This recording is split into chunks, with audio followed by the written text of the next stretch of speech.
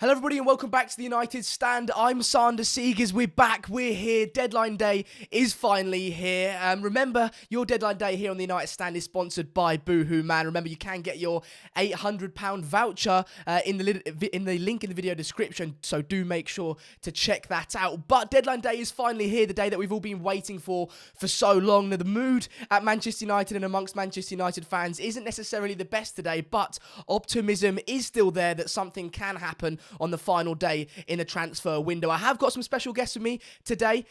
First of all, I've got Mr. Mark Goldbridge. Mark, how are you? Yeah, good. I'm loving the studio. I need to set mine up for 6 o'clock, but yeah, it's looking very, very good.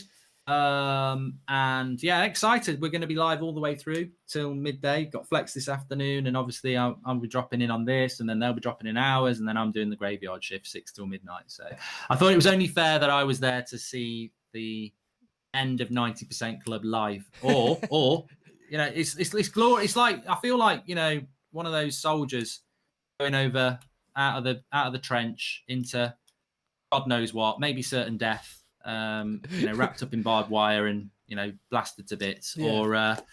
And anyone who says that's harsh, it did happen. It's history, so you know, it did happen. So yeah, bring it on. I don't know what's going on. I mean, the great thing is that having guests on, and they can be, we're all going to be checking social media, and the live comments will probably be keeping us up to date. So we're all in it together. Yeah. Are you still 90%, Mark, then? Because obviously, last night, Fabrizio Romano coming out and saying that a deal for Ousmane Dembele is still on, and that can absolutely happen today if Manchester United and Barcelona meet in the middle, where Barcelona want to sell on a permanent basis and United want a loan. If they can, you know, reach an agreement as far as those things are concerned, then that deal can still happen. But nothing on Jadon Sancho. Where do you stand on your 90% club then?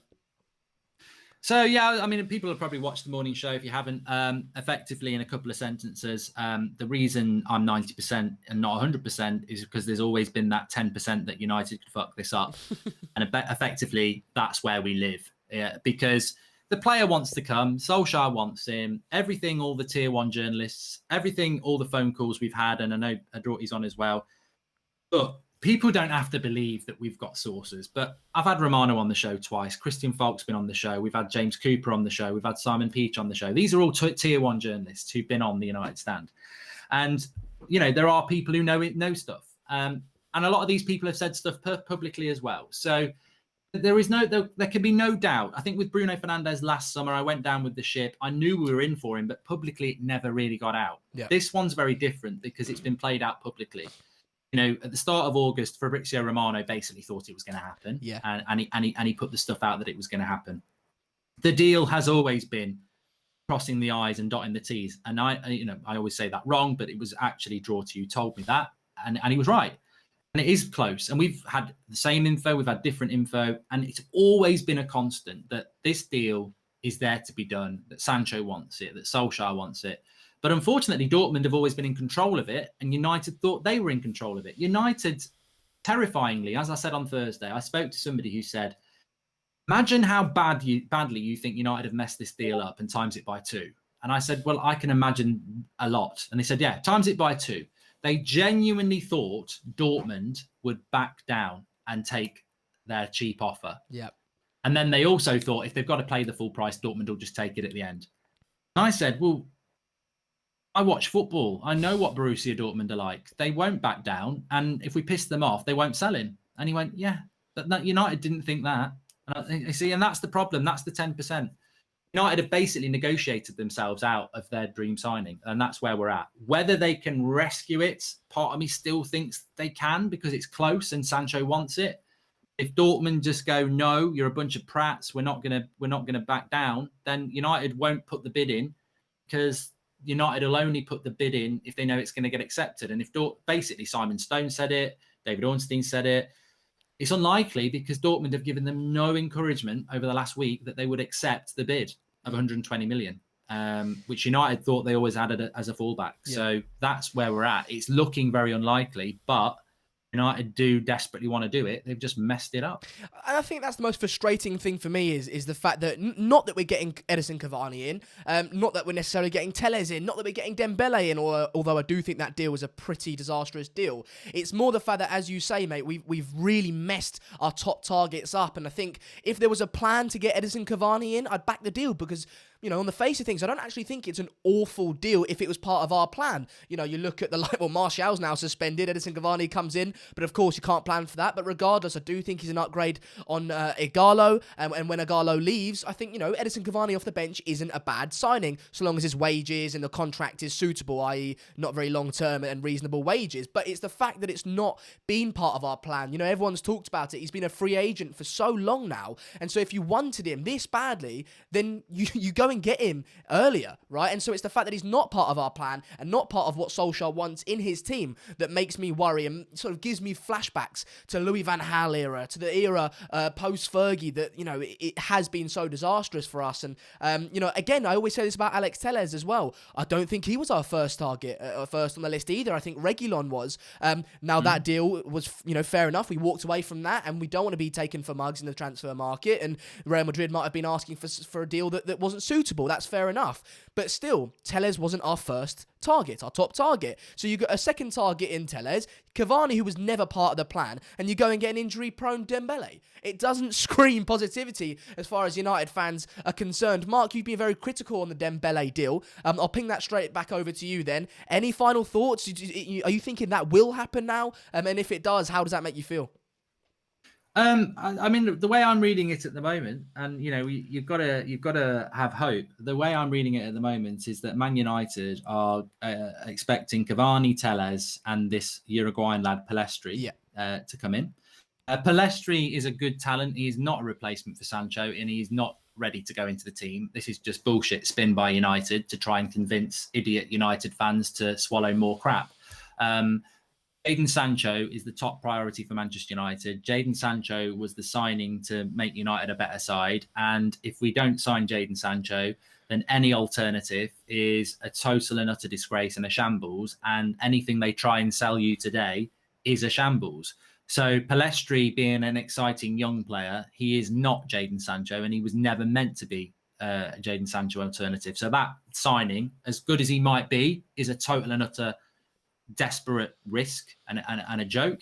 And I think that Ousmane Dembele is probably the deal they're trying to do as a loan deal, as an emergency. As we heard last week, Dembele is an emergency last-ditch option as a loan deal if we don't get Sancho. So the reality is, I'll be absolutely honest with you, it looks like Manchester United have absolutely messed the Jadon Sancho deal up. And I feel sorry for Ollie, obviously, but I feel very, very sorry for Jadon Sancho because he doesn't want to be at Dortmund anymore. And there's been plenty of conversations with him and Solskjaer and United that, we'll get you out. But United have messed Dortmund around so much that they've messed this up. And that is why they are desperately trying to get Dembele in. And look, to be honest with you, I hope we don't get Dembele. I really don't want it. And I hope it's not a loan deal. I hope we don't get him because as I've said before, his injury record's not a joke. It's a terrible injury record. He's got a terrible attitude. He's a flop, and Barcelona don't want him. Yeah. On what page is that a decent option for United? At the very best, it's a risk that might pay off. Since when were Manchester United a football club that needs to be taking major risks that might pay off? Get the deal done that needed to get done. I think that's a big point that you've mentioned there. I saw you tweet about it last night, and I think you're absolutely spot on with it. If he's such a fantastic player, and if he's this world-class player that people are sort of holding him up to, then why are Barcelona so eager to get rid of him and bring Memphis Depay in as a replacement? You know, on that, it doesn't make sense to me. And clearly the injuries have been an issue, but as you say, the attitude has been questioned at times as well.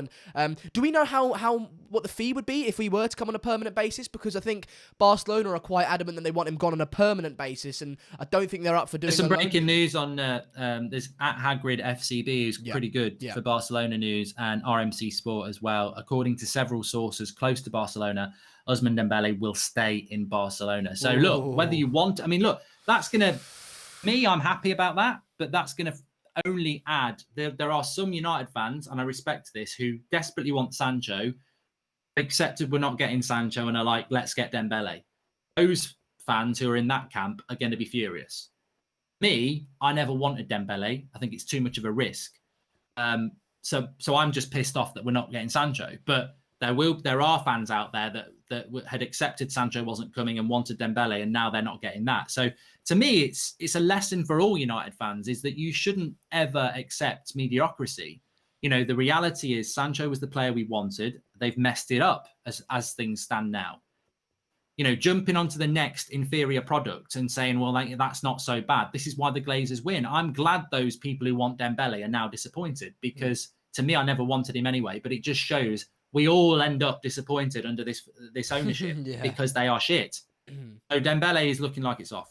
Well, I'll throw it. Well, first of all, I must say that I'm very happy to hear that, because I think that breathes life slightly into the Jadon Sancho deal. Of course, it might mean that we don't get Jadon Sancho and we don't get Ousmane Dembele, and then we look at like someone like maybe an Ismail Assar or someone along those lines. But oh God, no! As we stand, the fact that, you know, the Ousmane Dembele deal looks like it might be sort of off at this point breathes life, as I say, into the fact that there might be a last gasp sort of bid for Jadon Sancho, and so I'm very happy to hear that. I'll throw it over to everybody in the comments. We have got a couple of super chats that I must read out. So Josh Sutton says, my aunt is crushing on you big time, Sander. Can you shout out now? Here's the thing. I've had this up for a little while and ready to go. It says Sue Ridgepipe, please. I think I might have been caught out there, but I've been trying to think about it and I can't see anything. Sue Ridgepipe. Sue Ridgepipe.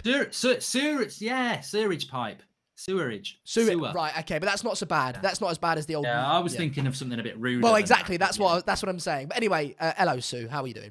Thanks for joining us. Let's see if I can get some of these comments up. Andreas M says, in 2010, I had cancer. I met a boy named Kevin. He loved United. I survived, but Kevin died. It broke me like so many before him. I started watching United to honour him. Today, my heart is torn apart, but we're very, very sad to hear that. Andreas, condolences to you. And thank you for your support. We really do appreciate it. So, yeah, thoughts with you. And Anoop says, this has been the pattern for the last 4 years. See all the thumbnails of the United stand: Sancho, Neymar, Griezmann, Ronaldo, 120 million, 200 million, but we hardly use 70 million kitty every year. Why can't we accept fact and react for once? That's a good point, isn't it? On the net spend. The net spend for this summer so far is 35 million. Yeah, that is really not good enough. It'll go up to about 50 when we get Tellez. Cavani's on a free, so that net spend of around 50 to 70 million remains the same. And that's a shambles, isn't it? For a club the size of Manchester United, that is nowhere near acceptable. And you can look at, you know, I remember when we were spending a little bit of money before, you know, you look at maybe the likes of the season under Louis van Gaal, we bought Di Maria in, etc. And people were criticising us for spending money. But I thought, if you have money and you walk into a supermarket, you're going to think, no, I'm not going to spend that money. I'll get all the cheap stuff. No, you'd walk in and go, right, I've got loads of money. I'm going to spend as much as I possibly want and have a really nice feast when I get home. So I don't understand why there was this criticism on Manchester United for spending money that they themselves earned in their own right. It wasn't a situation where there was a wealthy owner that came into the club and invested all that, and it was just all this influx of money, like Manchester City, for example. This is all money that we've generated ourselves through the fan support, and so I don't see why there would have ever been criticism on Manchester United spending that money. But since then, it seems like, you know, as you said, Mark, this morning on your show, every time a manager shows a bit of promise, gets top four, the board seemed to stop backing him. I think there's parallels that you can draw to Arsenal in that sense under Wenger. He'd get top four consistently, but, you know, not get the backing to build on that. And that's the sort of same situation here at United. Well, I mean, look. There's a few people tuning in about the Dembele thing. I mean, we can only report what we're getting. That it's very unlikely. In fact, it's not very unlikely. Ousmane Dembele will stay in Barcelona, and I think so. I think you know. I said this on Saturday, and then it started up again with Romano. So you've got to respect that. Yeah. But Dembele is definitely a deal that, you know, I have to acknowledge that United have been working on the Dembele deal, which obviously shows that that they don't feel that they can do this Sancho deal anymore. But there's a lot of people on social media, as I said, they're just not happy. You know, I think there are some United fans, and everybody supports the club in a different way. To me, it was Sancho or nothing. I've always said that. Yeah. And it was now or never with Sancho. I don't think we'll ever get him now as well, which is it's soul destroying. He's 20 years of age. To me, he's one of the best young players in the world. begging to come to our club and we've messed it up. I mean, just resonate with that sentence for a moment. He's 20 years of age. He's begging to come out to our club. He's one of the best players in his position in the world. United have messed it up and probably messed it up forever now. That's really, really sad.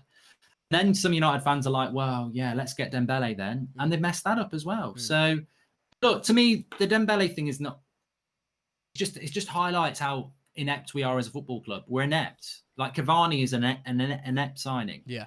Pressing Sancho up is inept. And there's loads of examples of this over the 8 years. But I've got to say on Ousmane Dembele, the club wanted him. That was inept. For me, we never should have been negotiating. The fact that we were negotiating for him just compounds the ineptitude of Manchester United. We should never been anywhere near that deal. I understand people who are upset about it, who wanted it. For me, I'm upset about it, not because I wanted it, but because we were even trying to do it in the first place. It just shows how stupid we are and desperate we are. So where we go from here now, there's Palestri, who is coming in from Uruguay, who Manchester Evening News are trying to say goes straight into the first team. Does he bollocks? This is probably coming from the club because they know they've messed it up on Dembele and Sancho. They are probably putting it out there because Manchester Evening News have got good sources at United. They'll be putting it out there now saying, yeah, but we're getting this lad from Uruguay who's actually he's ready. He's ready now. Yeah. Do we look like a team that needs a young lad, a teenager from Uruguay to solve our problems? No. We need leadership. We need star quality now. We don't need more potential. So United look, what do you do, Xander? What do you feel about Manchester United Football Club? Because the reality is we talk about signings and we talk about, the situation we're in. But, I think it would be a miracle if we get top 4, if we don't get Sancho or a very, very good player in today. Yeah, I agree. And obviously, I'm not necessarily ruling out the fact that a Bruno Fernandes or someone of that quality can come in January and change it. I won't predict it because it's very unlikely, but it happened last season. So I'm not ruling that out at all. But regardless, as you say, ineptitude, incompetence, just an inability to show any sort of ambition and sort of aspiration to go and do something, that all the foundations were there or building or starting to grow with Ole Gunnar Solskjaer. They were there. They were ready, and as you said, we got third and we showed potential. Build on that, act like a big club, and really go and make your mark on the transfer window and on the Premier League. Because I tell you what, the league, I know it's only sort of 3 games in, and I never thought we'd ever go on and win it this season. So don't misunderstand that. But the league's there to be got at. This league is there to be got at now because Liverpool are showing cracks, Man City show cracks heavily, and the rest, again, show cracks. So the league's there to be got at. If Manchester United were a club with serious aspirations and serious ambition, they'd go and make something happen. Not today, but 3 weeks ago when there was still a decent amount of time to bed them in, and we wouldn't have lost against Spurs, and we wouldn't have lost against Palace. And I'm not saying necessarily that a Jadon Sancho signing wins us a game where we lost 6-1, but what I am saying is it removes pressure. This whole bad atmosphere that's been created around the club and within the fan base has all been compiled by the Manchester United ineptitude, by the incompetence from the board to get people in early and show a real sense of ambition to sort of go and do something. So yeah, it's frustrating, absolutely. I wanted to ask you, when you were talking about where do we go from here, I said it potentially breathes life into the Jadon Sancho deal. That was just a quick reaction to the Ousmane Dembele thing being off. I simply say that because, in my mind, if Dembele's not happening, maybe Sancho is still happening then. Does it breathe life into the Sancho deal? There's a good tweet here from, and I think you were he's been on a couple of times, Harsh Kapoor. Yeah. He's been on he's tweeted, and it's a very good tweet. He says, the Dembele deal being off is a blessing. Woodward might finally have no choice but to go back to Dortmund and give them what they wanted all along. Sancho deal not dead, in my opinion. If it was about the money, they could have sold Dan James to Leeds. It's become about ego. And I think it's not about the money. It's not about the money because we could raise the money through Dan James. Ollie doesn't even want Dan James, so we could raise the money. It's not about the money with Sancho. It is about ego. And I think that's really sad. I think Harsh is absolutely spot on. We've heard this time and time again from James Cooper and Simon Stone that United refuse to back down on this fee, which is actually the right fee. But there's another update on Ousmane Dembele from Mohamed Bouhafsi here. Yeah, I've seen it. It's him going to just be saying like this. Mohamed Bouhafsi basically says that the Ousmane Dembele deal is off and that there's not going to be a transfer to Manchester United. This is what it's going to be like, by the way, for everyone watching. He never wanted to come anyway. We were begging him anyway. Yeah. Yeah. That's what's happened with that. Sorry, what was your question anyway? Sorry, I Does forgot. it breathe life into the Jadon Sancho deal? The fact that Ousmane Dembele isn't going to be coming to Manchester United. There's always been life in that deal, and there's always been it's always been there to be done. And United have just negotiated themselves out of this deal for whatever reason, and we will find out the truth. When we had Fabrizio Romano on the show last, he said once the transfer window's closed, he will tell the story of the Jadon Sancho deal, and he'll probably do it on his podcast. To be fair, now we started that, so that could happen this Wednesday. He said there is a story, but it's not for now. So the truth will come out about this, but ultimately I think it is about ego. Now, United could do this deal, but Dortmund might say, piss off, it's too late. There is a bid to go in. Let's see if it does go in. I don't know. But I also say as well, there are flickers of positivity in this world of desperation and despair, because Villa beat Liverpool last night. If we actually win our games in hand, we can only be 3 points off the top. So it's, it's just but we're not going to do that. We're not going to do that. But there is, despite a really shit start to the season, there is still an opportunity for United to turn this round. But we're not turning this round with Telles and Cavani and a young lad from Uruguay. Well, I'll ask you then. Needed more than that. I'll ask you then. Is there anything that Manchester United can do in the transfer window from now on that could change the fortunes or the future of the club this season? I mean, look, one of the big disappointments for me yesterday was that our best player and our leader got took off at half time. I don't know why. Maybe he had an argument. I don't know. But I see in the likes of Bruno Fernandes a player that really is a fantastic signing and really, lives, breathes, and gets what Manchester United's all about. You need more of that. I think people like Rashford and Greenwood and Martial need to learn off players like that, not Paul Pogba, not Harry Maguire. They're not leaders. They're not players that, when the chips are down, produce ketchup. They're not. So we have got some good players. We can play good football. We do need squad depth. I mean, even when we were playing well in June and July, we all said we needed bench options. And Van der Beek, to me, probably should be starting games, but he's a very good bench option. Telles gives us 2 left backs, which I think is really important. But we've not moved on. You look at what Spurs have done. They've still got Bale to come in. You look at what Everton have done, Arsenal, Liverpool, Leeds, Chelsea, Wolves. They've all done a lot of business this summer. We've done next to nothing. We've not rejuvenated, and that infects the team. The team is lazy. The team is not motivated. The team is not under any pressure. The manager has been exposed publicly as not being backed.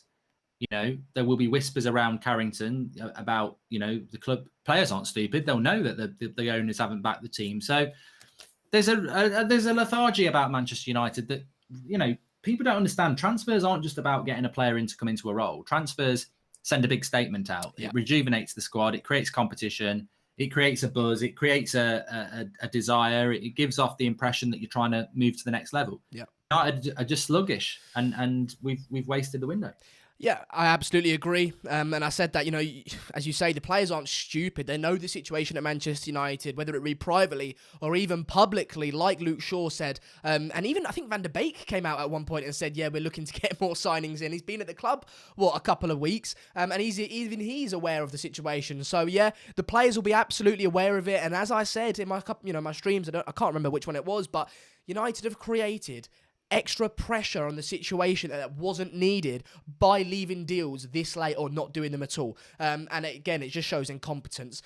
Skriniar, apparently that deal to Spurs is off. Any chance we can get a centre back this transfer window, you think, Mark? No, I don't think so. Not unless we just change direction completely and do something, that we weren't going to do, i.e. we just don't go for a right winger and we get a centre back in. Skriniar is a player I know a lot about, and I do like Skriniar, and we've mentioned him on this show for many years. I wouldn't say that Skriniar is the right centre-back to go for unless you're kicking Harry Maguire out of the team. Right. If we're kicking Harry Maguire out of the team, then Skriniar's great. If you're playing Harry Maguire and Skriniar, you're going to have the same problem as Lindelof and Maguire. The lack of pace would be a problem. So I would welcome Skriniar at the club, but if we're buying Skriniar thinking he can play with Harry Maguire, then that's not going to work. And I'd be very surprised if you can pick a deal like that up and do it in 12 hours as well. Yeah.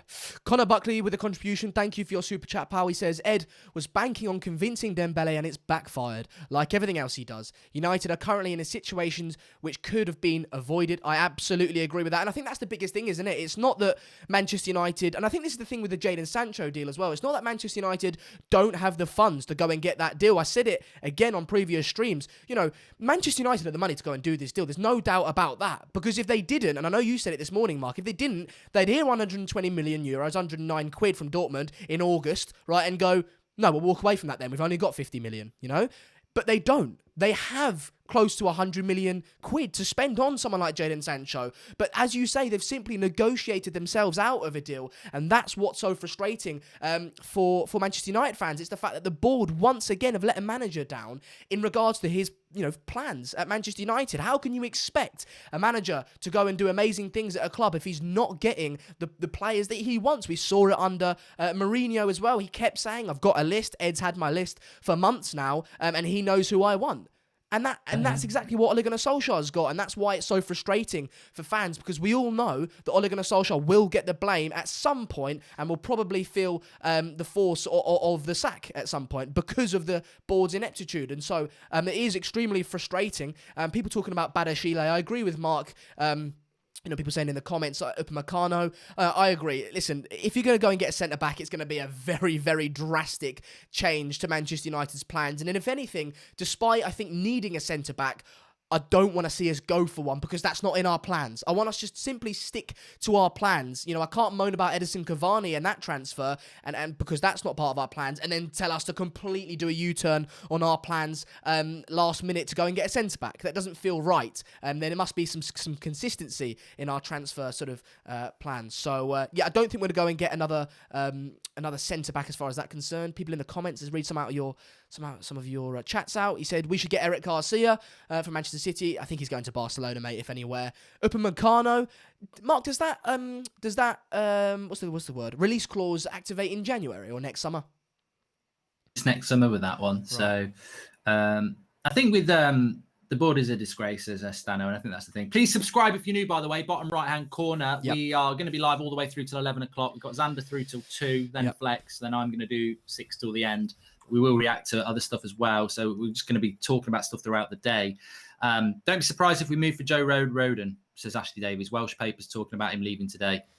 He's load of shit. And United need a director of football urgently, says Anthony Duncombe.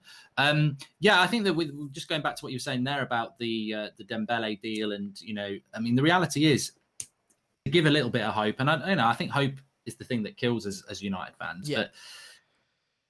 But don't ever try and get your optimism around Manchester United around planning, because our planning is terrible. Yeah. Bruno Fernandes was a great signing. It wasn't planned. It was desperate.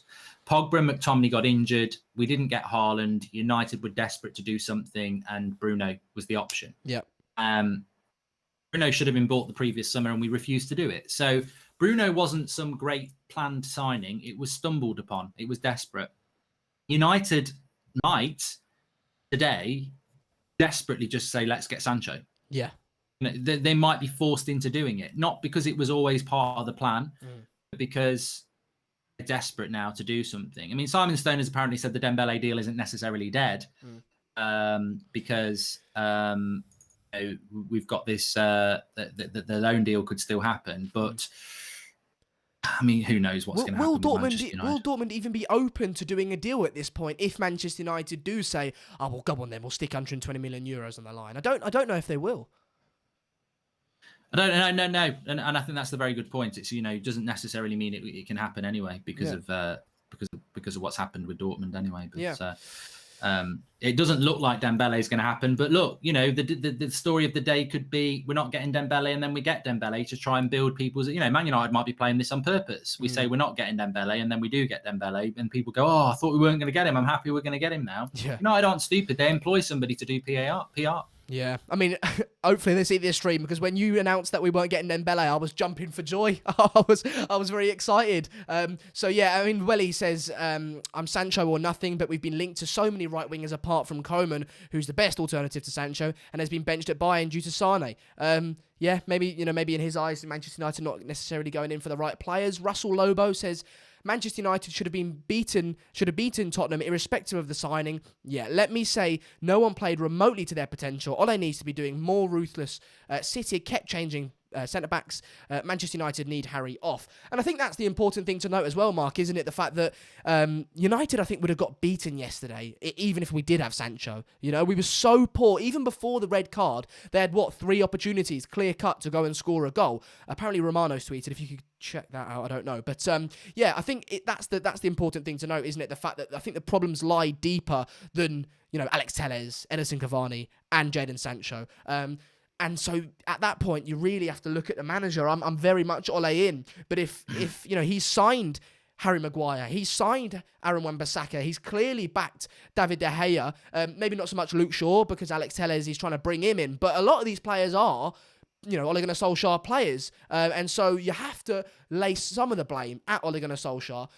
But I still think there's time, despite starting very, very, very poorly. I still think there's time to turn things around at Manchester United, with signings and without signings as well.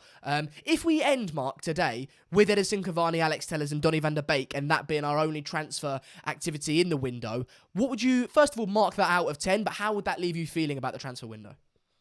I think it'd be a shambles. I think the big thing for me is that none of those players are Ole Gunnar Solskjaer's players. Yeah.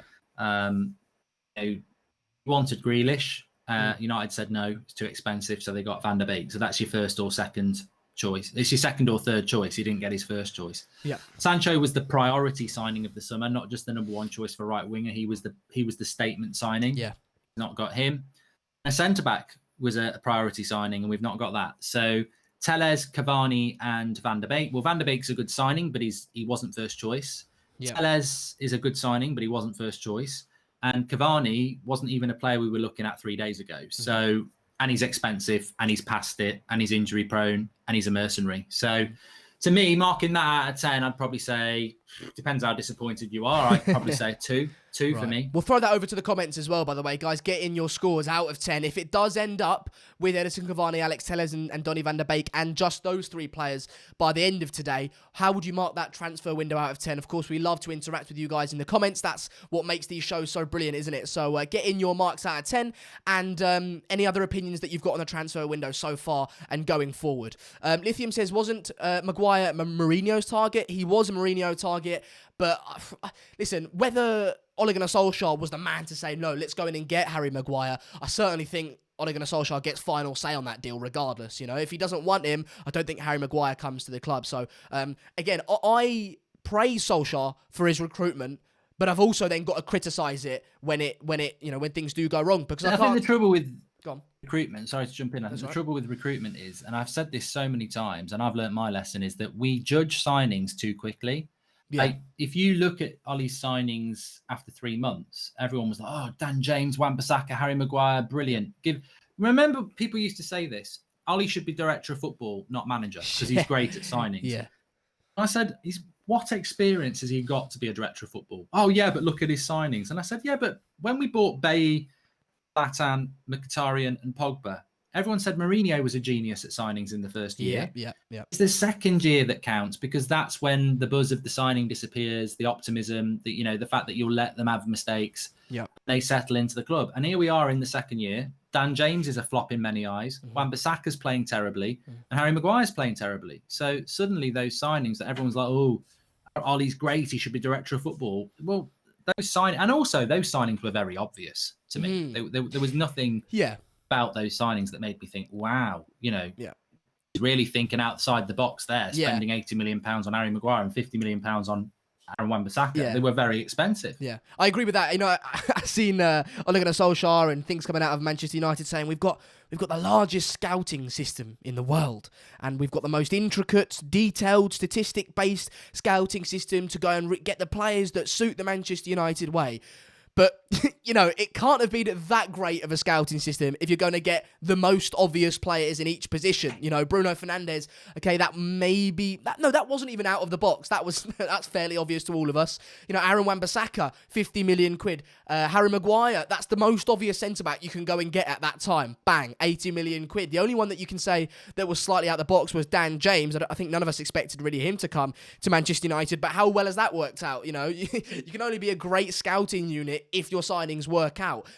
So I'd agree with you. It is kind of sort of comical at times. But I do believe that a lot of these players that Ole Gunnar Solskjaer has brought into the club can come good. I think Harry Maguire long-term could come good, despite him playing so badly at the moment. I think Aaron Wan-Bissaka is a fantastic fullback. I think that. And obviously Bruno Fernandes isn't in his 2-year phase yet, so we might not necessarily be able to fully judge him at the moment. But I do think the players can come good. But as I said, I praise the signings. I've also then got to criticise things when they do go wrong, because not all blame lays at the board. It's you know, there's blame percentages can be thrown about everywhere. It's how you sort of divvy up those percentages. I think that's important. But Raphael Varane, I think that deal was sort of dead a long time ago. A lot of people saying Raphael Varane, actually. XIR says, don't you think people are harsh on Pogba? He's just recovered from COVID and is clearly unfit. I mean, you could make the same argument about Aaron Wan-Bissaka. You could say a similar thing about Harry Maguire and the summer he's had. Everyone's had a less than ideal summer at Manchester United. But at what point do you draw the line in the excuses and say, no, enough is enough? You're a top-tier player. You need to go out and perform like one. And I think, you know, now probably is that point. I seen you, Mark, yesterday say that the season really well and truly starts after the international break. Because if you look at the games that we've got there, the run of games, if we don't pick up any form now, we're in some serious trouble. But if we do, if we go and, you know, pick up a couple of results and go and beat PSG, go and beat Chelsea and Arsenal and this and that, you know, you're looking at a side and you're looking at a points tally at that point where, you know, maybe 3 points, if not maybe more or less off of Liverpool. Things can still be done, and the league and the season isn't over for Manchester United. I think it's just simply the warning signs that we've seen in the 3 games that we have played in the Premier League that are worrying and that are causing concern for future games. Yeah, look, the season isn't over if you can suddenly start winning games and go on a run. Yeah. The reality is you would need to do something today that inspires confidence that can happen. Yeah. And I think that there isn't any confidence at the moment. I mean, 11 goals in 3 Premier League games is more than 3 goals going in a game. And yeah, look, we got beat because of a red card yesterday, but we'd already conceded 2 before the red card. I think we were going to concede at least another 1. So that would still be, you're averaging close to 3 goals a game going in.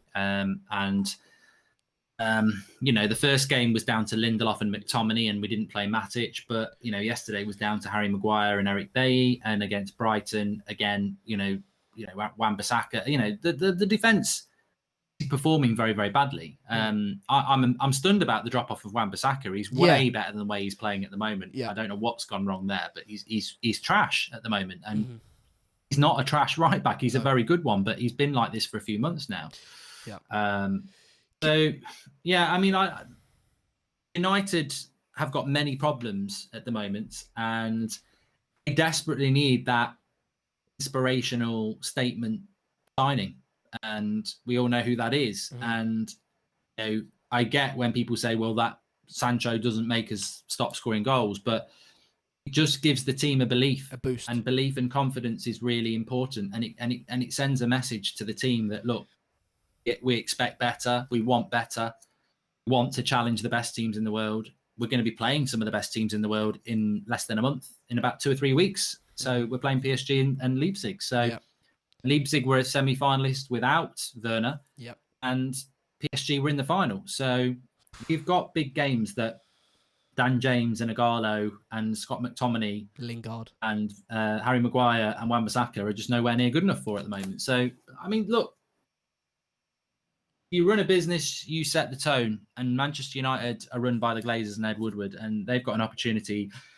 the next few hours to set the tone for the rest of our season. I would feel that most sane Manchester United fans at the moment would say that it's going to take a miracle for us to get top 4, because Liverpool and Man City and Spurs and Chelsea and Arsenal are better than us at the moment, and they're more consistent than us. So we will struggle with the way things are. Yeah, I'd agree with that. Hopefully other people can continue dropping points and we can pick up some form, because, as I said, the league's to be got at. I'm not saying we're going to go and win the league, but you look at the likes of Everton. They've put a couple of games together and they're sitting top. I know it's only after 3 games. Them, yeah. I know it's only after 3 games, but the league's there to be got at. Leicester are dropping points. Wolves got battered by West Ham. Leicester got battered by West Ham as well, I think, yesterday, yeah. And so the league's there to be got at. It's just we need to go out and do something. And I think, yes, the Jadon Sancho deal would inspire the team and the fans and give us a boost. But regardless of what happens today, if that deal happens and miracles occur, I think we still need to criticise the board, and we still need to show a level of discontent towards the board, because, as you said, Mark, this isn't in the plan. Surely this isn't in the plan to leave it to the absolute last minute where we've dropped 6 points against Palace and Spurs and kind of got away with 3 against Brighton. This isn't in the plan. And if it is, it's awful. It's an awful plan. I don't know what they're doing. So, sorry, Sander. Hello. I can make the plan better for you, because Frederick A. Filtvet has just tweeted. Remember that the window for transition internally in England, I'm guessing he means the loan move, does not close tonight. I know United have a list of championship players they are considering. Let me repeat that last sentence for you guys. I know United have a list of championship players they are considering. We're happy about it. How do you feel about that? I'm delighted. I think Championship is the league that we absolutely need to be looking at Championship players, and I think they're the players that are going to win us the league. Obviously, I'm joking. Obviously, Mark's referencing Ismail Assar there. He obviously plays in the Championship at the moment. Listen, I don't know. Obviously, we've got to go off the reports that are coming out, but we don't know how true they are. If that is true, I'll throw it back over to you guys. I mean, I'm obviously in shock and would have massive concern about those reports. What do you guys make of it? The deadline registration is tomorrow. Right. So Champions League registration is tomorrow. So you could buy Sarr. You wouldn't be able to play in the Champions League until the knockout stage. So what is this club? What is this club? But ultimately, I think that justifies it. And I don't know what Draughty thinks and you think, Xander. But to me, that we can put out there that, oh, you know what, the Championship, like this was part of the plan. Remember, everybody, the Championship transfer deadline doesn't close for another week or so. Like it's part of the plan. It's just desperate thrashing around like a fish out of water, gasping for air, and trying to find any way to spin what is a turd. You can salt it, you can season it, you can dress it up. It's still a turd, and that's what this transfer window has been for Manchester United. So yeah. Tadar Sarr has been a line I've been using for a long time, and maybe that's what it's going to be. Mark, it feels like deja vu. You can stick Sarr where the sun don't shine, because it's just a crap deal. I mean, look, I'll never ever forgive the club for this. Sancho is there. Yeah. It feels like deja vu though, because I remember in January, and I struggled to hold in my laughter at sort of times of despair. I'm slightly like that. But, I remember being in January, sitting in my little uni room, speaking to you on Discord, and we were all pissing ourselves laughing at the idea that Ighalo was going to be signing. And I remember you saying, you looked at some sort of website and it was his strengths and weaknesses, and he had like one strength and 5 weaknesses. And it just feels like deja vu. You go back to last summer as well. Bruno Fernandes was there to be had, but no, we had to, it's part of the plan. We want to bring him in January. Do you know what I mean? It's all an absolute shambles, and I continue to be surprised by the Manchester United board's lack of ability in getting things done, when I shouldn't. I absolutely shouldn't, because we see this year after year after year, and at what point do they stick their necks out and go, no, we're going to make something of it now? And the honest answer is, I don't think they ever will, because I don't think the people in charge have got any ambition and any aspiration to go out and be, I don't want to say be like Liverpool, but be like the United of old. Do you know what I mean? Go out and do something. I don't think they've got that ambition, and so it's just awful. Now, of course, there is a long time left in the transfer window, and if you listen to that report, we've got till tomorrow, but there is still time. Sorry, guys. Fabrizio Romano's just tweeted 4 seconds ago. Edison Cavani and Alex Telles are both signing their contract as Manchester United players. Still no agreement with Barcelona for Ousmane Dembele. Manchester United offering loan. Barcelona only let him go for a permanent deal. Complicated. Details also pending for Facundo Pellistri. But again, Absolutely no no. mention of Jadon Sancho It's off. whatsoever. He's not mentioning him at all, is he? He hasn't mentioned him for a very, very long time. No, yeah, it seems like, well, I don't know what you make of that, Mark, but as I said, if we were going to do anything with Jadon Sancho today, then last night I would have liked to hear from Romano and say, and hear him say, the deal's still on potentially, like he did about Ousmane Dembele. He keeps talking about Ousmane Dembele, and I trust Romano, so that makes me think that United are trying to go for Ousmane Dembele and have completely sacked off the Jadon Sancho deal. As he says in that tweet, Barcelona want a permanent deal, United want a loan deal, and if they can agree something there, despite it being complicated, then something can happen. But no mention of Jadon Sancho. Right, I'm going to just pop off for half an hour and get a coffee and that, and then I'll pop back on. So I'll leave you two to have a chat. No worries. Cheers, Mark, for coming on. Make sure you subscribe, everyone. We are live all the way through till 11. And share the pain. Yep. Yeah. As he says, we're all the way here through to 11. I'm here until 2 o'clock, but we'll be here with Flex and Mark doing streams. We'll get other guests on, maybe get a couple of you on potentially throughout the day to sort of have your say on the transfer business. So as you can see there, 11 hours and 13 minutes until we come off stream and until the deadline day closes. Or if you want to listen to Manchester United, was it 24 hours? Because they can clearly get championship side players in until tomorrow, which is extremely concerning. But we have got super chats from you guys. Crispy says, Ollie's post-match terrified me. We won't see the squad for 10 days, which is hard now. Already managing fans' expectations for poor performances. Yeah, I mean, I think he's right. I think he's right in the sense that, it's not seeing the players after a loss like that is difficult because you want to pick them up. You want to play the next game as soon as possible and go out and do something. So the fact that they're going away to international break is difficult, but I understand what you're saying. Danielle says, Mark and Sana, don't you think the fact that Werner is currently playing on the side together, Martial, him and Rashford could have played if we didn't want to spend 100 million? Wasted opportunity, maybe. Yes, I see what you're saying there. Again, I just think United have just completely let everything pass. They've had their blindfolds on and their visors on, looking at Jadon Sancho, let everything else pass them, and then gone, oh, hang on. I'm not sure we want to make that Jadon Sancho deal now, or we've pissed Dortmund off that much that the Sancho deal isn't going to happen. What's going on around? Oh, everyone's gone to other clubs. Ousmane Dembele, what do you think of joining Manchester United? No, I don't want to join Manchester United. Well, we can give you 350 grand a week. Please. Oh, all right then. Do you know what I mean? So, poor from Manchester United. Very, very poor from Manchester United. But I will bring in Drawty Devil at this point. I'm pretty sure he's still here. You guys might have heard him sort of pop in and out of the stream of the sort of conversation between me and Mark. Drawty, first of all, how are you doing and how are you feeling? Well, we are 46 minutes into the transfer deadline day here on the United Stand. And I think already depression is starting to set in. I don't know about you. In just 46 minutes of being on air, we've already heard basically Dembele's over. So for those who are getting excited about that particular deal, that's not happening now. Romano and is it Hagrid have already tweeted that. And Mohamed Bouhafsi. Oi, and then we've got the news that obviously Cavani Tellez is done, but we knew that last night. There's been absolutely zero mention of any bid for Jadon Sancho. We know that Dortmund are very unhappy with Sancho based on last night's events where he attended a party with his Ben Chilwell and Tammy Abraham. Yeah. So the club aren't happy with him. Right now, okay, because I know Mark's still in the 90% club. I think he'll be in the 90% club even tomorrow, by the way. Once it's let's get Sancho to join. Let's get Sancho to join Brentford, and then we can sign him from Brentford tomorrow. Yeah, that makes total sense. For me, I'm like I said the other day, I'm kind of with Flex on this one now. I just can't see it happening. But the thing is, right, and here's the thing: we are on transfer deadline day. Okay, transfer deadline day.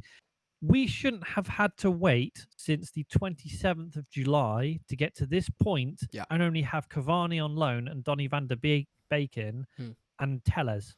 And that's it. Because there's a theory that if this Pellistri comes in, and by the way, Diego Forlan is his manager. And where did Diego Forlan used to play? I know Atletico Madrid, but obviously he's got connections to Manchester United, which is the same as Van der Sar. there's a little theory that Palestri comes in and he's supposed to be this new superstar signing. I don't want to hear that. Mark already said, I mean, I know that's not what you're saying, but that's just, as Mark said, that's spin from the club, if anything. There's no way that Manchester United need a, 18, 19, or is he a teenager, regardless, year old right winger to come in and set the world alight. That isn't, we need world-class quality at this point, and whatever you say about Jadon Sancho and his age, he absolutely is world-class quality, and so, and also world-class quality that's actually going to play week in, week out, because I think there's an argument to be made that Ousmane Dembele is world-class quality. I don't think that he's far off that, but it's his, consistency and playing time that is the concern for Manchester United, isn't it? And so, absolutely no. It's just horrible. It's a horrible situation for United to be in, but there is time still, Drawty. Are you optimistic about something could happen? Something has to happen. It has to. Because if by the end of tonight, 11 p.m., all that's happened is Cavani, Telles, and Van der Beek, or rather today, just Cavani and Telles, we haven't progressed. And I don't think fans are going to be happy with a loan deal and spending less than 50 million, probably net spend. If Smalling goes out today as well, it would have only spent about 30 million in this entire window. So they have to do something. Now, I'm not saying that's going to be Jadon Sancho. And I know people in the live comments are saying, what has X said? Blah, blah, blah. He said absolutely nothing today. Are we getting him on? Well, I'm going to try. I mean, I've rang him, but he's not answered. So either he's got a massive hangover or he's just... he's ignoring you, Drawty. Maybe, something that we don't want to know. But which would be disappointing and slightly depressing. But the fact of the matter is, I can't see Manchester United only signing Cavani and fans being happy with that. I mean, how would you view it if all that we brought in today was Cavani on loan and Telles? He's not on loan though, is he? He's just a free agent. Sorry, not on loan. Yeah, I keep forgetting. He's a free agent. Yeah, he's a free agent. I'm getting mixed up with other players on loan because I'm thinking of Pereira going out on loan. Yeah. We've had enough loans, so on loan. Well, that's what we can do. We just keep putting players out on loan. Where's the cash coming in? Where is the cash coming in? So, again, this is part of the problem. This is why we can't sign players at the moment, because we can't get any value for the players that we are selling. We buy them on ridiculous wages. We buy them at a high price, and then we sell, or rather we can't sell, for dirt cheap. And then we wonder why we got no money to buy, say, Jadon Sancho, and we're haggling over 10 million here and there. So, no, I'm not going to be happy at all if all we've got today is Cavani on a free. And Telles, because at the end of the day, that doesn't sort out, the centre-back issue. It doesn't sort out the right wing issue. Cavani's not a right winger. I don't think, listen, I don't think this, and this, I might get stick for this. I don't think Telles, Cavani, and Van der Beek is a particularly disastrous window. Now, hang on, let me caveat that. I don't think that on its own... You're going to have to caveat that pretty big. I will, don't worry. I don't think that that's a particularly disastrous window, because I think Cavani strengthens our squad. And I think that, listen, last night, he comes off the bench. You don't bring Agallo on off the bench to win a game necessarily. You bring him into a game against Derby to fill in the numbers. But you do bring Cavani on off the bench to go and win you the game. That can happen. Hang on, I will caveat this, don't worry. Van der Beek, I think, is a good signing, a very good signing. He showed promise in his early times at Manchester United, and I think he'll go on to be a good player for Manchester United. I like the signing. He clearly seems like a humble guy who seems like a very intelligent footballer. I like that deal. Alex Telles, again, I don't think he was our first top-tier sort of target. I think Reguilon was. But regardless, again, I can't necessarily comment on Alex Telles too much because I haven't seen him play at all, to be honest with you. But from the things I've heard, and trusting Ole Gunnar Solskjaer's recruitment, I trust that will be a good signing as well. And I like the idea that we're bringing in a backup left-back, or not a backup left-back necessarily, but a left-back to create competition, and if not, replace Luke Shaw at some point. Now, I think those are all good signings. Sorry, mate. Yeah, and I will butt in over stuff because you know what I'm like. Howard Nurse, BBC digital editors, just tweeted, and we know he doesn't tweet that much. Smalling to Roma now unlikely. Smalling to Roma now unlikely. Okay, fine. Telles should happen. Cavani should happen. I mean, come on, they should be done anyway. Georgie, you need to let me caveat it though. I'm getting stick in the comments. Yeah, hold on. Sancho 99% not happening. So 99%. I mean, there's a 1% chance Smalling? there, so, No, Sancho. Oh. Sancho, 99% not happening. Facundo Palestri could happen. That doesn't sound too promising. Brandon Williams staying. Well, Brandon was never on the way out anyway. Yeah. I don't even think anyone heard Brandon Williams leaving, so I'm not sure about that. But what, we can't even get Smalling to sign for Roma? I mean, unless literally they've said, look, Chris, we have a massive problem at centre-back. You did really well for Roma. You're coming back. Have you got this latest update here? Yeah. We've got it on from Howard Nurse. Yeah. We're literally just discussing it. How do you take that? Well, it's off, innit? And I think any hope that we had of Sancho is gone, really, because that's a BBC journalist or correspondent saying 99% not happening. I mean, that's not. I mean, look, I will live in hope now, but that is just. The thing about the Sancho thing is that the hardest thing to get across is because there will be people who are devastated by it. There'll be people who are saying, "Oh, I said it was never going to happen." And look, people like Flex are wrong because they're not, being 0% for the last 3 weeks. It's not evidential. Like that makes out that like it wasn't there to be done. It wasn't close. You'll never know. Well, you should know because it's publicly out there. But it was so there to be done, and the fact that it's now 99% not happening.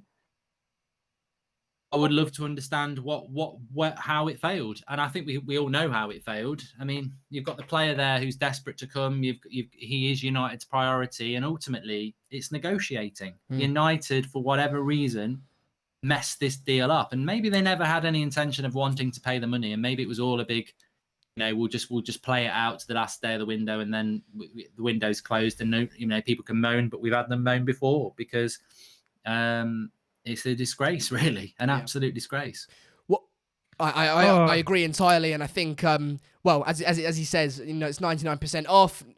If Dembele isn't then going to happen, where do we look then? Do United continue to, as you said this morning, Mark, throw money at a situation, or do they wait and try and do something next summer or in January? I don't know. We'll have to wait and see, and we'll be here with you guys right the way throughout the day to keep you updated on that. And listen, it looks like Jadon Sancho probably isn't going to happen. Things can change. The same way we were talking that United might be playing a game in regards to putting out the stories on Ousmane Dembele and the fact that wasn't happening when it might still. That could be happening on Jadon Sancho.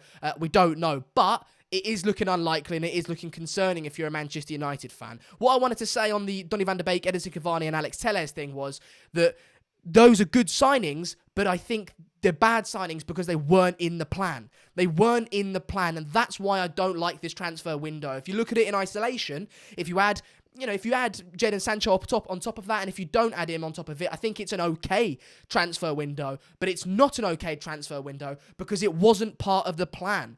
I'm willing to follow a plan, but because it wasn't part of a plan, I can't back the transfer window. That's what I wanted to say, and that's what I wanted to caveat it with. But listen, I'll throw it to you guys in the comments. Sancho doesn't look like it's going to be happening. Where do you guys stand on that? I mean, we've got Tim Curtis is the new member of the United Stand Members Club. Thank you so much. You guys can do that if you click the join button, and that will take you straight to the United Stand Members Club. Loads of perks and things that you can get involved with there. Danielle says United will try to sell Palestri like the new João Felix. Oh, right. And we fans will be arguing that he is better than Mbappe. Listen, I think it's too far gone now, Daniel. I don't think fans are under any illusion that Palestri is good enough or that he's the new João Felix. I don't think any deal other than Sancho at this point, or maybe a Upamecano or a great centre-back like that, papers over the cracks for Manchester United fans. Some will buy into it, but I think the majority will sort of trust that, and believe that this just isn't good enough, is it? Would you agree with that, Drawty? At this point in time, they're going to have to do something drastic right now to salvage this because... Kingsley Coman has been mentioned a couple of times now as a loan. What, from journalists? Well, he's about the only one they can get. Dembele's off, so Coman's about, if you're going to try and bring in someone with any quality at all, at a top level, and I know you're not a massive fan of Kingsley Coman, Mark, but he would be better than Sarr or anyone from the Championship that we can think of. So Simon Stone. So that's something that could happen potentially. Simon Stones tweeted out a minute ago, I don't know if we've touched on this, but I don't think we have. He said, nothing happening, RE, the Chris Smalling back to Roma deal could happen quickly if there was a will, but nothing at the moment to suggest it will. So again, that deal looks dodgy, isn't it? I mean, you know, we've had trouble at centre-back. Drawty and Mark, if you're still there, I'll throw this over to you guys. You know, keeping Chris Smalling, is that a collapse in a deal, or is that a plan for Manchester United to say, no, Chris Smalling will keep you and you can come into the team? I think right now United need a centre-back because we saw what happened yesterday. And let's not forget, people, we lost 6-1 at home to Spurs. Hold on. Simon Stones. That's what I've just read out. tweeted. That's just what I've just read out. Oh, sorry. Yeah, I was trying to keep an eye on different stuff. That's right. We lost 6-1 yesterday. It was a mess at the back. We need a centre-back. Is there any time to get a decent centre-back? No. We know Chris Smalling has been pretty good in Italy. Let's be fair. Roma like him. And he is, you know, he's a very experienced centre-back as well. Ex-England international to a degree, you know. He was the best of the rest when we didn't have Maguire. But right now, you'd have to say Chris Smalling's probably, if he's in our team, the best centre-back we have. And that's... But again, it's the same old thing I was saying. I don't know whether you heard it. It's the desperation, isn't it? It's the, you know, I mean, many people, I've heard Ricky say it, I've said it a few times, Smalling's actually a better centre-back than what we've got. But Ollie hasn't wanted to use him. And now if we do use him, desperation. But everyone will go, oh, yeah, that's a great bit of business keeping Smalling. We're only keeping him because Roma won't pay what we want. We're not keeping him. It's not part of the plan. Everything we do is never part of the plan. Bruno in January wasn't part of the plan. It was desperate. Cavani's not part of the plan. Koeman, Sarr is not part of the plan. Smalling, if he stays, it's not part of the plan. You can't win things if you don't have a plan. And we've never had a plan since Sir Alex Ferguson left. Everything we do is just desperate, reactionary, chuck money at a problem. We've sold nobody. You know, I look back at the start of this transfer window, and I think that's interesting to ask you guys what you thought, and people at home as well. Look at what your plan for the transfer window was. Try at what we've actually done. Then think about your plan for every other transfer window. This is the norm now. We must go into every transfer window and expect the worst case scenario. Yep. Jadon Sancho was nailed on. Fabrizio Romano came on this show in March. Those famous words, Manchester United in love with Jadon Sancho. Jadon Sancho loves Manchester United. This deal can happen, but, you know, we have to see. You know, this is not bullshit. This is facts. He's like, top-tier this deal journalist, with isn't he? Jadon Sancho is facts. We've not done it. Yeah. Again, and I agree with that. Anybody either. We've not sold anybody. No. Yeah, I think that's a big point. I think that's a big point, Mark, you make there, because, you know, despite our sort of lack of competence in the ingoings department, the outgoings has been an absolute shambles as well. I mean, we finally got rid of Alexis Sanchez, but you look at here on my left, on my right, Alexis Sanchez, we sold him, but Diogo Dalot, Andreas Pereira, Tahith Chong, those guys are only on loan. Now, I'm not suggesting that Tahith Chong should have been sold on a permanent basis, but regardless, those are only loans. You look at the likes of Jesse Lingard, Chris Smalling looks like he's probably going to stay at this point, Phil Jones, these players are all still at the club, and it's just an absolute shambles, top to bottom, everywhere you look, it's an absolute shambles in regards to Manchester United, and I absolutely agree with you, Mark and Drawty, about the fact that the Chris Smalling deal, if they had said, you know, in August, no, Chris Smalling is staying at Manchester United and he's going to be a Manchester United player next season. Even though I disagree with it, you know, you say he's better than things that we've got. And Ricky, you know, there's that famous fan cam where I'm in the background sort of making some funny faces at Ricky saying he's better than Harry Maguire. My stance on the Chris Smalling situation is, yes, he might be a better centre-back than Harry Maguire, even though I probably disagree. I just think Harry Maguire is in a poor vein of form. Even though you could make that argument, he's not what Solskjaer wants. Solskjaer has a clear philosophy of trying to play it out of the back under pressured situations. We've seen consistently with Chris Smalling, despite his strengths, playing out from the back isn't what he's good at. And you could say Harry Maguire's poor in that department at the moment. You can say Victor Lindelof's not good enough in that department at the moment. But they are players who are supposedly have the strength and the quality to play it out from the back. And Chris Smalling doesn't. So Chris Smalling doesn't fit into, and I'll use the word once again, Solskjaer's plan. And it's all about a plan and lack thereof at United at the moment. And that's why keeping Chris Smalling feels frustrating to me. Not because I think Chris Smalling's necessarily a bad player, not because Chris Smalling's worse than the players we've currently got, but Chris Smalling doesn't fit into Solskjaer's plan, and he's not in the transfer plan, and that's why the news for me of Chris Smalling staying at Manchester United is so frustrating. We've got loads of contributions here, by the way.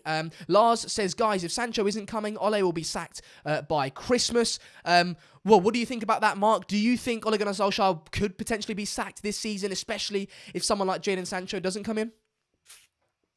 I don't know whether he'll be gone by Christmas. I think it's the beginning of the end for Ollie, definitely. So sad, isn't it?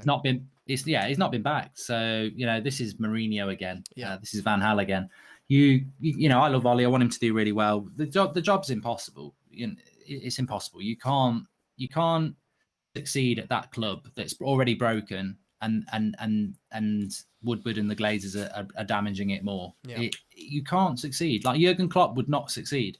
No, Guardiola would not succeed. I literally said that last night. I said that last night. You could bring in any manager in the world, I think, other than, obviously, Sir Alex Ferguson did it under the Glazers, but you bring in Pep Guardiola, and the guy needs more backing than anyone else. I'm not saying he's a bad manager, but what I'm saying is, he gets a keeper in Claudio Bravo, gets rid of Joe Hart, and that doesn't work out. Oh, he needs another keeper, right? He gets centre-backs in like it's going out of fashion. So he needs backing. All top managers need backing to go and win the league at whatever club they're at, and Solskjaer and whoever else comes in at Manchester United won't get that, and I agree with you. No one can come in and do a great job at Manchester United because the people above them are incompetent. No, I agree. I think I just don't see. I think we already had what was quite frustrating from some United fans. Literally on the opening day they were Ollie out. I don't know whether they'd had a couple of months off or not, but that started off straight away. Obviously the results have allowed that to grow. Yeah. And more of these results will continue. We've got a very, very hard October. I would go into that October very concerned. Martial's going to miss 3 games. We haven't had any injuries yet, and we normally get injuries in October. So you may lose a Pogba and somebody else, or might lose 2 or 3 players. So it's going to get worse. We've not got the squad depth. We've not got the quality. We've not invested in the team. It's going to get worse. It would, as I said, it would be a miracle if we finish in the top 4 this season, and that to me would mean Solskjaer would get sacked because it would be a step backwards, and the fans will turn on him. So I feel sorry for Ollie because he's just been absolutely hung out to dry, and he's not been given the players that he should have got. So beginning of the end for Solskjaer, I'm afraid. Make no mistakes about it. Go on, Drawty. No, I think he has been hung out to dry, but and I just don't think he's helped himself though by always trying to cover up the tracks of the Glazers and on being like, we've got a good squad, we've got this, and always being positive and never being outspoken. I understand, he's got a job to do, and you're never going to go against your employers. But other managers would have at least said, a few things under frustration, even if it's not, direct. Like a pointed statement. Mourinho was very, very he didn't always come out and openly say things, but you knew he was unhappy. But when he did that, Drawty, that created a negative atmosphere at the club. That for me, of course it did. But at the same time, you've just lost 6-1 at home to Spurs, and you're still going to try and spin the positivity. Now, if we've had the worst transfer window we've had in a very long time, and effectively he ends up losing his job because of other people rather than him, because they couldn't get in the players that he actually wanted to build a decent squad, and you're still there being positive and saying everything's I disagree. fine. it only goes so far, because then the fans will turn on you anyway. But the fans, I think, need to have a vision, a clear view of the situation. I think the fans aren't dumb, and the fans know that Solskjaer isn't happy. He can't be happy. So I think when Mourinho came out and started to criticise the board, that was it. That was the beginning of the end, because once you start doing that, the negativity within the camp was so intense that it was just going to go downhill from there. And I think what Solskjaer's doing is the only thing he can do, because if he comes out and criticises the board, if he comes out and criticises maybe players like Mourinho did, then it's the beginning of the end at that point. But then at that point, if just say he does lose his job, then it would be amazing if he came out and said something. Yeah.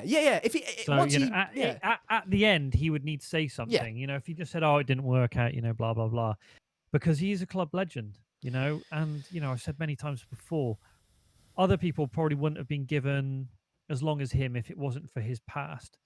So it doesn't matter what his managerial credentials are. That's not the issue here. The issue is here you've got someone who is a club legend, who has the most important moment in the club's history. Okay. Fans love him.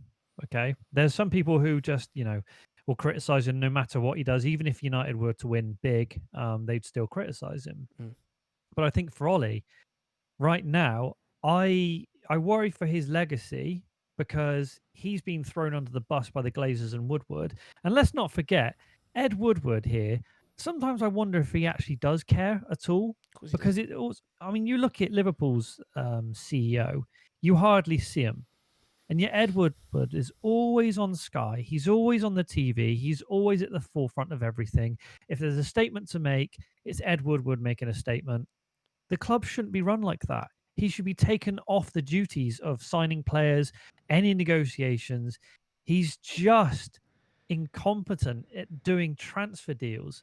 And I think he probably thinks he's amazing and he's trying to be like Daniel Levy and he's playing hardball. But unfortunately, he's not Daniel Levy. He's not David Gill.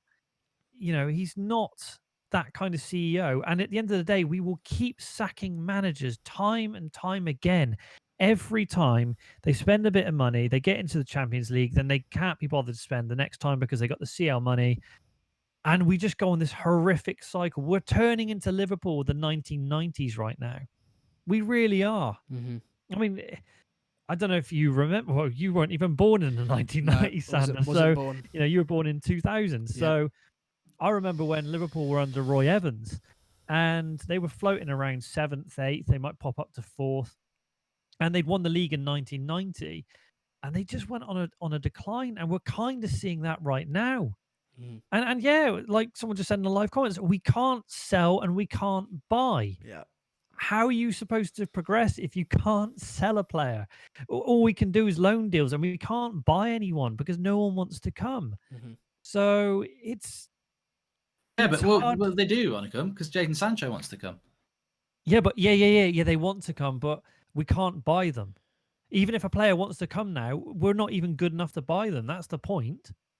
I mean, the thing that stands out for me is I remember saying about 5 weeks ago, people were saying, why are you so confident on Sancho? And I was like, things have been told, things Romano has said, Simon the evidence is there. I don't need to justify the evidence that United were very close to signing Sancho and that Sancho wanted to come and that United wanted him.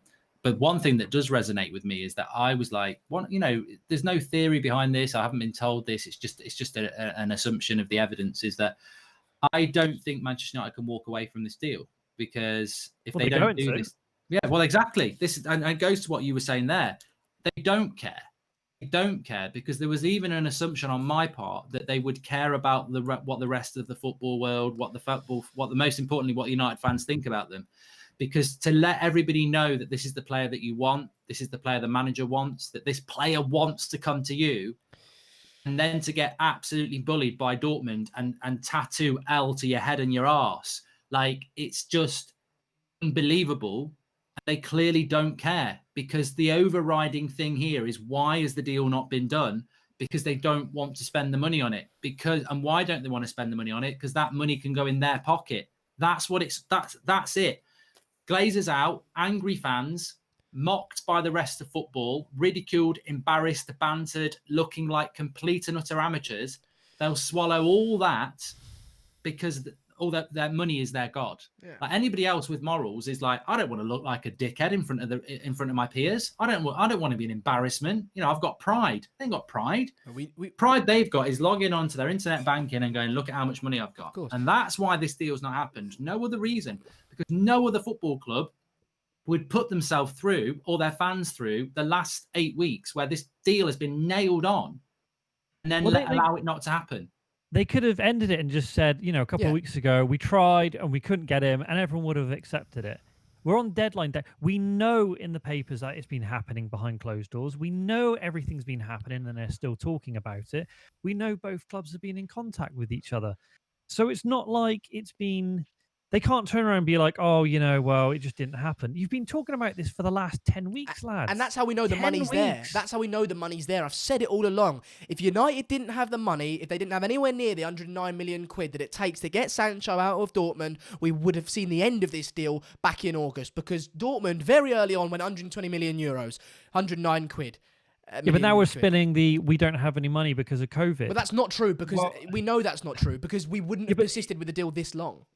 Yeah, but remember back in April, there was an article, I can't remember, I think it was the Telegraph, saying that basically United were looking to take advantage of the market. Yeah, exactly. Because they felt that all the prices were going to go down, yeah, and they'd be able to buy players on the cheap. Now, how is it, okay, that Liverpool have managed to buy Jota, and I forget who else they've signed. It just escapes me right now. Yeah. I don't really follow Liverpool that much. But Liverpool being able to do deals, and everyone knows they don't have that much money, right? Yeah. Chelsea, now I know they had a transfer ban, so they've obviously and they had the Hazard money. Yeah, but they have gone out and spent during the COVID window. Yeah. Okay, because it would have been very easy for them to say, okay, well, we'll wait until maybe it's cleared up so we can get some, some more revenue in, because everyone's suffering revenue losses. Yeah. Wolves have made signings. Everton are doing a madness at the moment. Yeah. Okay. James Rodriguez, what an absolute bargain. I think that was on a free. I think it was on a free, wasn't it? Yeah. And Gareth Bale back to Spurs. Apparently, we were very, very close to getting Gareth Bale, but again, we dawdled and we waited too long to do the deal. Demarcio's tweeted. Hang on, keep talking whilst I find it. So Bale and James Rodriguez were both available on a free. Okay. Now I know. Sorry to cut you off, Draughty. Sorry to cut you off. Demarcio's tweeted that Amad Traore is joining Manchester United from Atalanta. That's the latest from Demarcio on Twitter, but it's from Demarcio, who's been a very credible source in relation to Manchester United. Mark, can I get your first reaction to that? Amad Traore is joining Manchester United from Atalanta. It's interesting because Amad Traore is a player I did a video on last Friday. Anyone who watches the channel will know about Amad Traore. And it's interesting because I had information about this deal being a deal that United were working on 2 weeks ago. Yeah. Very advanced. We did a video on it, and then shortly afterwards, can't hear... sorry. Yeah, Romano. Yeah, Romano's tweeted out as well, by the way. I'll just cut you off for a second. He says, Manchester United are now in advanced talks to sign Amad Traore, 2002 top talent, from Atalanta on a permanent deal. Deal collapsed with Parma after the announcement, and Manchester United in talks. Work permit still pending. Deal to be completed now or next January. Take it away, Mark. So Amad Traore is a very good prospect signing from Atalanta. He's not a Jadon Sancho replacement. He's not a Jadon Sancho alternative. He effectively is a young player who, again, we buy a lot of young players. He's very well thought of. He's a very good talent. He's hardly played any games for Atalanta. Yeah. And he would be a very exciting signing. The only thing I was going to say is that Romano said that this wasn't going to happen. So he is now saying something a little bit different, isn't he? Yeah. So it looks like that's going to happen, and he is an exciting young player. But what I would say about this is he's not a first teamer, as A. George says. He's a potential, and we do a lot of these signings all the time. So yeah, it's good. It's not doesn't help us on the right wing now. And he may not come till January, but he's a very, very highly thought of talent, but he's hardly played any games for Atalanta. Does this kill the Jadon Sancho deal? Obviously, we don't want to always relate it back to Jadon Sancho, but we can't not. Jadon Sancho's been the guy that United have been in for on the right wing for the entire transfer window. We're now getting linked to a player, of a similar age, despite him not necessarily being first-team quality at the moment. He is of a similar age on the right wing in the same position as Jadon Sancho. Does it dead the Jadon Sancho deal? I think it's dead already, isn't it? Yeah. By everybody else. Yeah. So, yeah, I mean, look, I don't know how a young player, whether it's Pastrelli or Pelistri or Traore, I don't know how either of those deals even impact on Sancho. So, yeah, we've got. I've got some of his stats up then from last season. In 27 games, he got 8 goals and 11 assists. Again, I can't tell you too much about him. I know you're quite familiar with him, Mark. So could you inform for the people that don't know much about him, this Amad Traore? Could you tell the viewers and myself a little bit about his style of play at all, or what he's like as a player? I mean, again, he's the next Messi, he's the next Neymar. He's two-footed. He's a very direct player, very skillful player, and he is considered to be one of the future stars of world football. But he's barely played any football, so I would expect. I mean, it amazes me that Dan James is still at the club if we're looking at players like this, because to me that's what we're looking at. Yeah, and it's I mean, look. I can't get excited about this. I like the lad. I think he's a good player, but I can't get excited about this. It's the sort of thing United have done for years. They chuck these inferior deals in and try and get us excited about it, when ultimately, realistically, today should all be about, like Ryan says, I'm fuming. Tellez can hold the shirt up. Cavani can hold the shirt up. But to me, it's just very disappointing. Yeah, and I think obviously when or if this Amad Traore does sign for Manchester United, of course, he's got our full backing here on the United Stand, and I'm sure everyone else amongst Manchester United fans will be backing Amad Traore when he does sign. But what it doesn't do is it doesn't even paper over the cracks of the transfer window. It doesn't even do that much. It certainly doesn't fill in the gap and the void that the lack of Jadon Sancho signing created. And so I think no Manchester United fans are under any illusion that this Amad Traore deal is anything near the sort of activity that Manchester United need to be doing in the transfer window at the moment. Is it better than nothing though, Mark? I mean, it's better than nothing, but it's not what we need, right? I mean, he's another one for the future. And I've said this before, United have bought so many young players. How many of them are playing for Manchester United? We've been doing this for 3 or 4 years, buying young players that are nowhere near coming through the first team. So, I mean, he's literally played 3 games for Atalanta. He's got 1 goal. Yeah. So the stats that I read out were, some of that was youth games as well. Yeah. So, he's quick, he's dynamic, and he's got a high technical ability. That's what Wikipedia will tell you. But he's ambidextrous, which is the main thing. Makes him very versatile, that he can play with both feet. So it's an interesting one, but we'll see.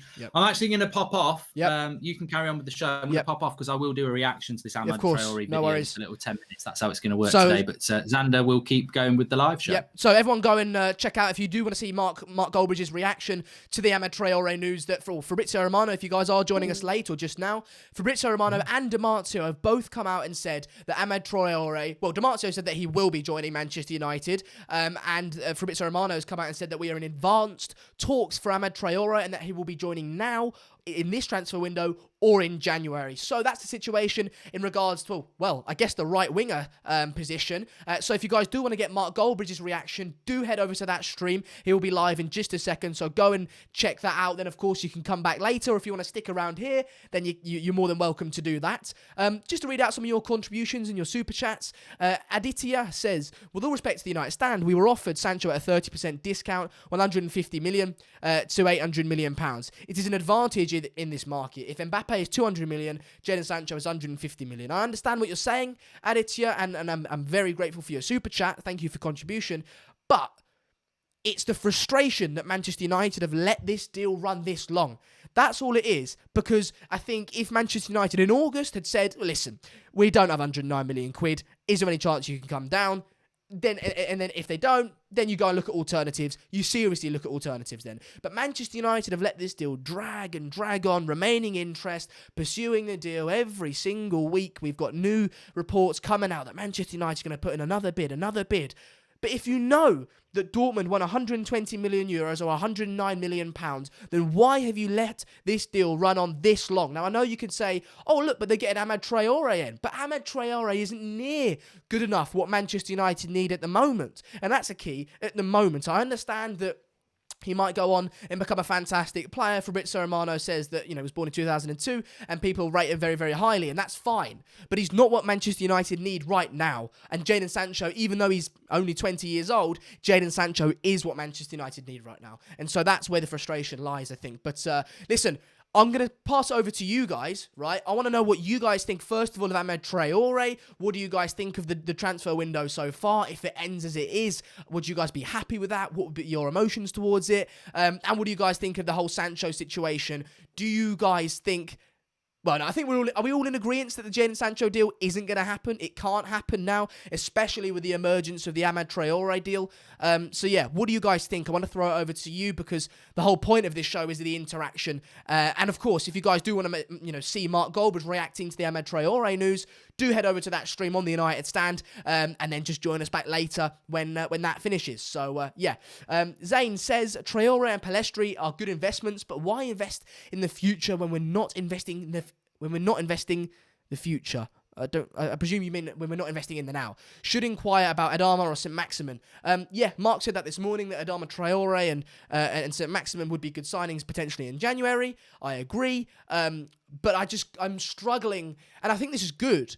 I'm struggling to get over how we've let this Jadon Sancho deal slip. I think that's the most important thing. We can sign Amad Traore, we can sign Adama Traore, St. Maximin, whoever you want now, or in January.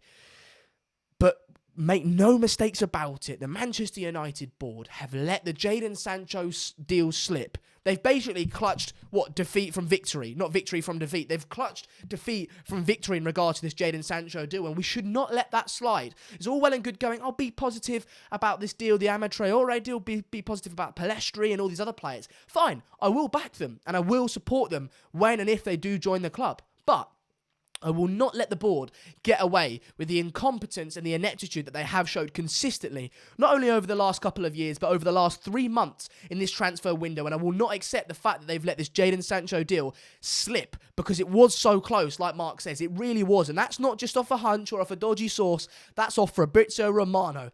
As we said, Fabrizio Romano came on the show and said that Manchester United were in love. We're in love with Jadon Sancho, and Jadon Sancho were in love with Manchester United, and that he wanted to join, and that Manchester United wanted to sign Jadon Sancho.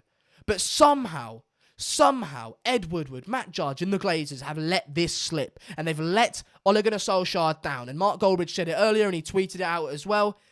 It's the beginning of the end.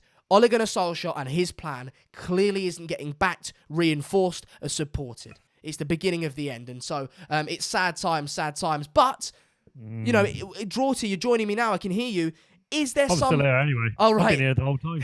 Is there some support? Is there some positivity, rather, surrounding the Amad Traore deal? Is there any positivity at all in relation to that, in relation to that transfer? Now, the only thing I can think of is that Manchester United, and they have over this last couple of months been signing a lot of the top talent under 17 across Europe. So I know they're looking at Facundo Palestri. Yep. And now, the same that we've got Amad Traore as well. Yeah. Traore has been tracked by quite a few big clubs across Europe, as has Palestri. The only thing I can think of is Manchester United are going for a bit more of a long-term approach in kind of, bringing through the youth setup, because it's a lot cheaper to bring in top players under 17 because you haven't got to pay the massive fees unless they're already a first teamer. And maybe that's what they're thinking, because obviously with the Busby Babes, we had, the likes of Duncan Edwards and co coming through then. George Best came through the youth setup as well. Obviously we remember Fergie's fledglings of, the class of 92. potentially, and I'm just trying to think of this logically, United are thinking, all right, there's going to be massive fees for the big players now. So what we're going to do this summer, rather than buy, someone like Jadon Sancho for 100 million, we could buy, I don't know, 6 or 8 of the best under 17-year-olds for that kind of money. Is that good enough? Because it doesn't help right now. It doesn't help right now. Basically what you're saying is we're going to sacrifice this season. Their logic might be we've got a good enough squad that could get top 4 this season. We don't really need to do anything else. We can't see the league improving that much. Unfortunately for them, they've not played it right with Everton, because Everton have done an absolute blinder this summer. Chelsea have obviously strengthened, but Draughty, people Chelsea in the comments are making some good points, pal, because I see what you're saying, and you're not certainly saying that that's a good thing what they're doing. I'm not saying it's a good thing, by the way. You're simply I'm not saying it's a good thing. Yeah. I'm literally trying to say yeah. maybe their strategy is more long-term than what we're all wanting. I understand what you're saying, and you're not backing that point, as you say. You're simply providing the point. What I will say to counter that point, whether it be yours or not, and the people in the comments have smashed it here, he's only 2 years. Amad Traore is only 2 years younger than Sancho. Sancho is a long-term signing and a signing for now. Of course he is. If Manchester United had any ambition to go and do things, one in the future, but one now, they'd get in Jadon Sancho. It's an investment that will certainly not let you down if you... By the way, I am not saying Jadon Sancho at the age of 20 is not a long-term signing. Yeah. I'm purely saying from the Glazers and the Woodwards' point of view... Oh, yeah, the penny pinching. Someone who is, he's a 100 million plus player. Yeah. So whereas if you're signing 17-year-olds who aren't established yet, unless it's Ansu Fati for Barcelona, it's a lot cheaper. So, we've had that whole thing about Stefanovic, Palestri, now there's Amad Traore. Yep. No one's really heard of these players, to be fair. So therefore, there's not a massive price tag attached with it. Yeah. Let's be honest, we need Sancho. For this season, right now, we need a world-class right winger. We need a number 7 at Manchester United that the fans can look at and go, do you know what? We got the best number 7 in the world after, Ronaldo retires or whatever. I mean, I'm struggling right now because we are an hour and a half into this broadcast and we are none the wiser as to what's happening with Sancho. Although I think we probably know that deal's off. I think it's toast. It's absolute toast. I can't see it happening now. Especially not with this Amad Traore stuff coming out. And I don't see a situation where Manchester United, even though they probably should or could, I don't see a situation where Manchester United go and get Amad Traore and Jadon Sancho in the same window. I don't see that happening whatsoever. And so, as far as the Jadon Sancho thing, the deal is concerned, I know things can still happen, and we've still got, as you can see there, the timer is up there, 10 hours, 10 and a half hours, basically, until the transfer window shuts. And to answer Curly's contribution question, he says, are you guys going to be live tonight as the window closes? Curly will be here right the way throughout the day until the window does shut. It won't necessarily be me the whole time, but we will be here with you, whether it be Flex, Goldbridge, or myself. But I think that's dead in the water, that Jadon Sancho. That deal is dead in the water, and so we can pretty much move on from that. As I said, things can still happen, but I think Amad Traore is our right winger. I think that is our right winger. Now, I think it's a good sign that we're not getting in Ousmane Dembele, but it seems like the Sancho deal's off, Draughty. I mean, if Sancho's off, who's getting the number 7 shirt? No one. Keep it alive. Well, so what, we're going to leave it because we're not going to get Sancho next summer because everyone's going to be in for him. Everyone. Who gets it? Who gets it? I don't understand. I don't get who gets it. Amad Traore does certainly not. And if he does come in, Amad Traore gets the number 7. Cavani doesn't. Imagine if they gave the 7 shirt to Cavani. I think there'd be a meltdown of epic proportions. Yeah, ridiculous.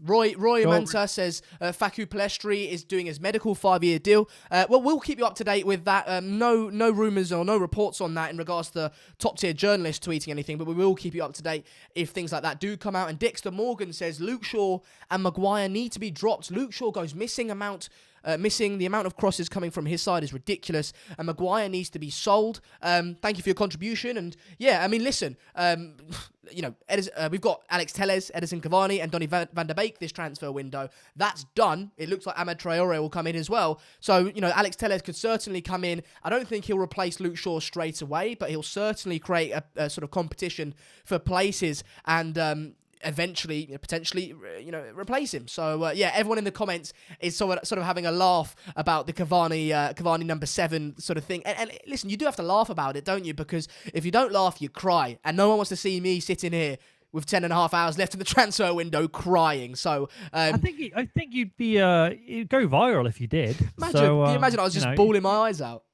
If you want to have a little cry now, just because I certainly feel like crying right now. Yeah. I don't know what to think. Genuinely, I just don't know what to think. I mean, it was so close back in August, so close. Yeah. And we saw everyone, from Romano to literally everyone in the media going, we were in talks. And I just don't know what happened. I don't know. I mean, we're not Manchester United. We're not Woodward and Judge and Co. So we don't know what's happened. Well, I think they've basically shat themselves, and just negotiated themselves out of a deal and thought, no, actually, 109 million quid, that's a new yacht, That's a new player for the Tampa Bay Buccaneers.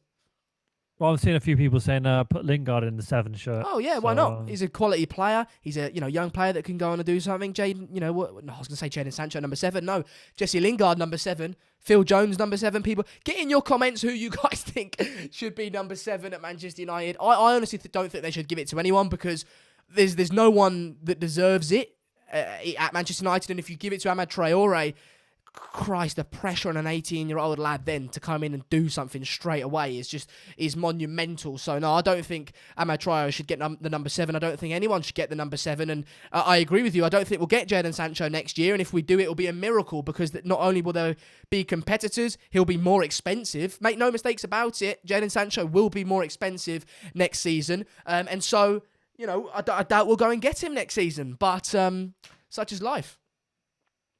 Nick P. Yeah. Nick P with a contribution says, go on, Drotty, go on.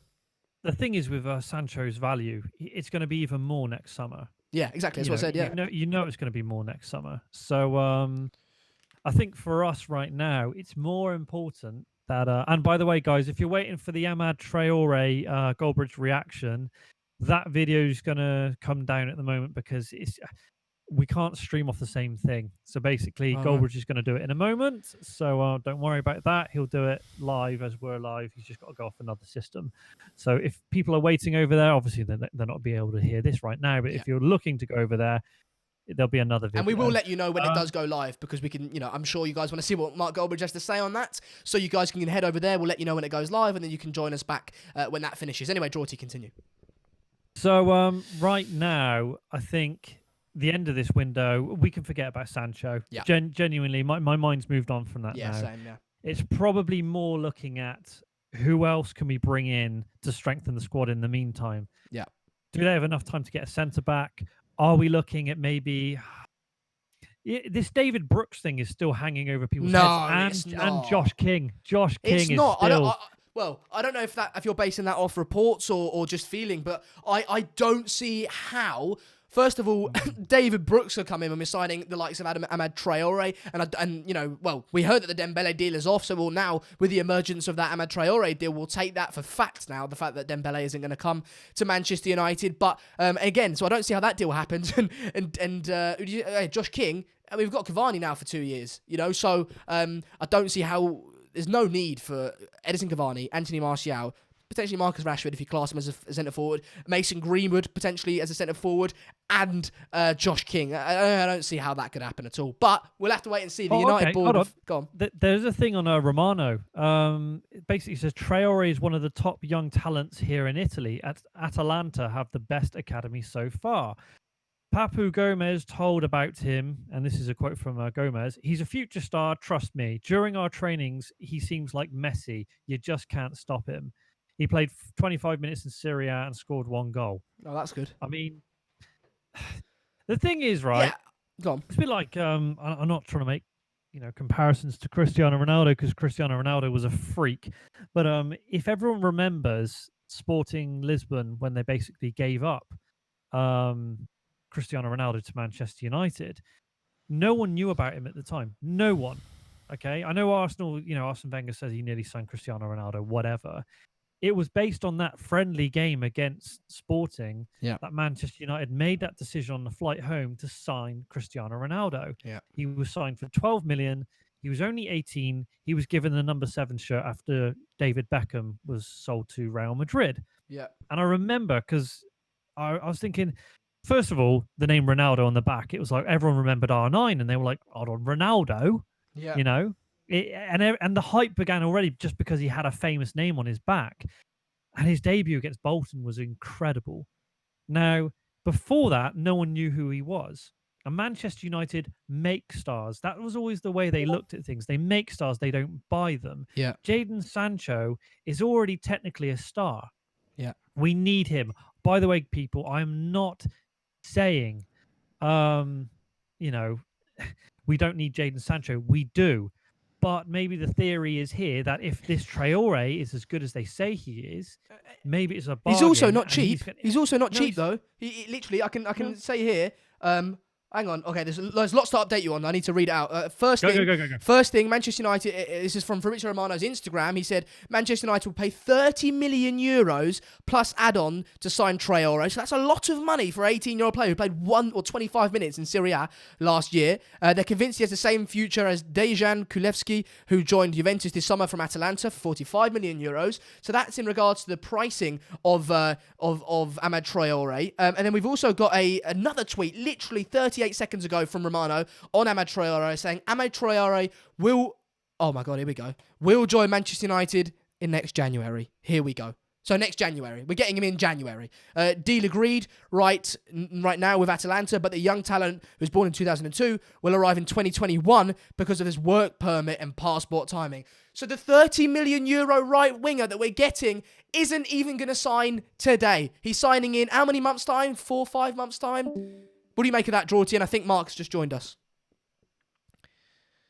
No, that's Drawty leaving us. Sorry. Right, that's Drawty leaving us. I thought that was someone joining. So yeah, the player that we're going to buy, the 30 million euro right winger, who we all agree that we need a right winger, the person to potentially replace that Jadon Sancho deal, will be signing in January because of his work permit. It's mental. I don't know if Drawty's just joined me, but I'll continue speaking. And sorry, Goldbridge has just gone live right. With the Amad Traore deal. So in guys, January. If you want to pop over there, you can. Again, me and Sandra will continue now. We're here live until 2 o'clock, but Goldbridge is currently live as well on the same channel. These things can happen. You can do dual streaming. Yeah, head over there, guys. If you guys do want to go and see Mark Goldbridge, his reaction to the Amad Traore deal, then head over to his stream. Literally on the same channel, just go and head over to it. It's just a different stream. But you can stay over here if you want. And the news is that we won't be signing him. Oh, this is amazing. United's 30 million euro wonder kid signing for right wing, the position that we all think we need a bit of strengthening, will be signing in January. Not this summer, in January. So listen, does that, Drawty, and I'll throw this to the comments as well, does that leave room for a potential signing for a right winger this summer? Bear with me. I'm just going to put into the description. No worries. I'll continue talking. Put in the link for Goldbridge. No worries, guys. So, guys, do make sure in a couple seconds' time the link to Goldbridge's video and his reaction to the Amad Traore signing in January will be in the description. So do make sure to check that out in just a second. But we have got contributions and super chats. It's in there now. If you want to go over there now, just reload the page. There's the Amad Traore reaction. What we're going to do for all the streams now, if anything breaks, we will put all the different links to all the videos within the video description, so you can head over there now. Apparently, Fabrizio Romano's just tweeted as well. It's about the January thing. Yeah, it's fine. Flex, you're about 3 years too late, mate. So don't worry. Anyway, we've got contributions that I want to get to before we do continue the conversation. Ahmed A says, with the £10 contribution, thank you so much. He says, people saying Ole is naive or wrong, in my opinion, there is a reason why we're investing in youth. Ole knows he won't be backed. Could be the beginning of the end of Ole and Glazer's selling. I think it's all well and good. I wanted to say this when you were talking about signing the youth, Drawty. It's all well and good signing the youth, and if they're Ole Gunnar Solskjaer signings, that's amazing. But what's he going to... He's never going to get to play with them, on the pitch, of course, because... he's not going to be here if he doesn't get backed now. So there's got to be a balance. And you could say Alex Telles, he's 27. That's a now signing. And you could say Cavani is a now signing as well. And I'd agree with you. But they don't feel like Ole Gunnar Solskjaer's now signings. Another contribution from Marco says, the board didn't back Fergie. No one said anything because he was winning. Now all of a sudden the board is the only issue. Not a chance. Ole has a great squad. Why is he getting no criticism? So 2 things. 1, Ole Gunnar Solskjaer deserves criticism. I don't think any of us are under any illusions that he doesn't. He does.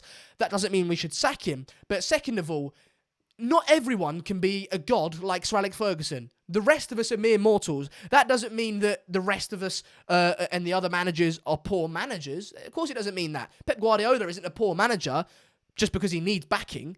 Most managers, if not all managers, other than the one god of Sir Alex Ferguson, need backing. And that's just how it is. So I understand what you're saying in regards to Solskjaer potentially having to do a little bit more with the squad that he's got. And yes, the results this season so far haven't been good enough. But third last season, I think was good. None of us were predicting third for last season, and we got it. It was brilliant, right? And yes, the semi-finals is nothing to celebrate, but that was also, a sign of things to come potentially in the future. It's the fact that the board haven't backed him this summer and haven't allowed him to kick on from his achievements last year. That's why the board get the criticism that they do. I'm just going to send you over now because obviously Amad Traore is looking like it's done. So obviously we've got the signings on the left, people, and the outgoings on the right. Sorry. Go on. I thought you were doing a voice note to Goldbridge. No, it's to you, mate. Sorry, yeah. I'm basically saying I'm going to send you the update. Yeah. So we can put Amad Traore on the screen because he's now a signing. In January. Yeah, I'll put in brackets in January just so people know. Yeah. And also, he's not cheap. We were talking about the board potentially trying to get cheaper, younger players, and of course, 30 million euros is 120 million euros. But if you're looking at getting a little steal for a deal, he's not cheap at all. I might drop some frames when I'm working on the other stuff, but anyway, I'm good for now. Ta-da! It's Amad Traore. Yeah, no. Ta-da! It's Traore. It's pretty much what Goldbridge would say with Sarr, isn't it? Yeah. So, if you just if you talk for a bit whilst I set this up. Okay, so Sanders just going to update the screen for you guys because obviously we can't do remote working. I can't control his computer. Anyway, so Goldbridge is currently live as well. He's got 21,000 watching on Amad Traore, so you can pop over there now. For those of you who are joining us here live for Transfer Deadline Day, today's stream is sponsored by Boohoo Man. They are with us throughout the day for Transfer Deadline Day. Thank you to them. And you can win a £800 voucher. Details in the video description. All done. Competition closes 12 p.m. on Wednesday, 7th of October. Terms and conditions apply. It's almost like I've done that before, isn't it? Anyway, so we are live with you all the way through until 11 p.m. We're going to be updating you throughout the day. I'm just giving you guys a bit of a, as to what's going to be happening. It's looking like other deals could potentially happen throughout the day. We're not expecting Jadon Sancho at all. It's looking like Ismaila Sarr potentially still in the wings. Let's be honest, Josh King is still floating around there. That's not going to go away until the 16th of October when loan deals are out. So don't think by 11 o'clock tonight it's all over. Manchester United still have until the 16th to get their loan deals in from the Championship. So you know what's going to happen there. Unbelievable. Joe Rodon from, is it Swansea? That's another potential one. I mean, if we start getting in loan players from the Championship, we've got an issue. But right now, Amad Traore from Atalanta is signed for Manchester United. Well, technically, January. So he's not an immediate one. We are still looking at Facundo Palestri. So, Sander, you all set up now? Yes, you got Amado Traore on the screen, so I can hand back to you. You should do this full time, Draughty. But yeah. Listen, Goldbridge has been asking me to do this for years. He wanted me to take the pressure off him. I'm just like, you know what? I'm not. So you looked for someone and you found me. No. Look, mate, you're doing a great job, so don't worry about it. Thank you. I hope you guys are enjoying the show as well. Of course, I'm here until 2 o'clock, so I've got about another hour and 10 minutes. And then we will hand over to Mr. Flex and then over to Mr. Mr. Goldbridge to finish the day off. We will be here with you for another 10 hours. You can see there. There's the timer, 10 hours and 12 minutes until the window shuts. So we'll be here right with you, of course, with a sort of corporation sponsored by Boohoo Man. But yeah, don't worry. We'll be right here with you right throughout the day. And of course, right now, Mark Goldbridge is live. But I'm going to read some of your contributions and then some of your comments because, I want to know know what you guys think of the deal. Zane, thank you, Zane, for your contribution. Nice to see you again. He says, Sander, get ready for Pepe. You got stuffed by London's 4th best team. How will you cope with us? We'll wait and see, Zane. I mean, Zane's an Arsenal fan, if you guys don't know. We'll wait and see.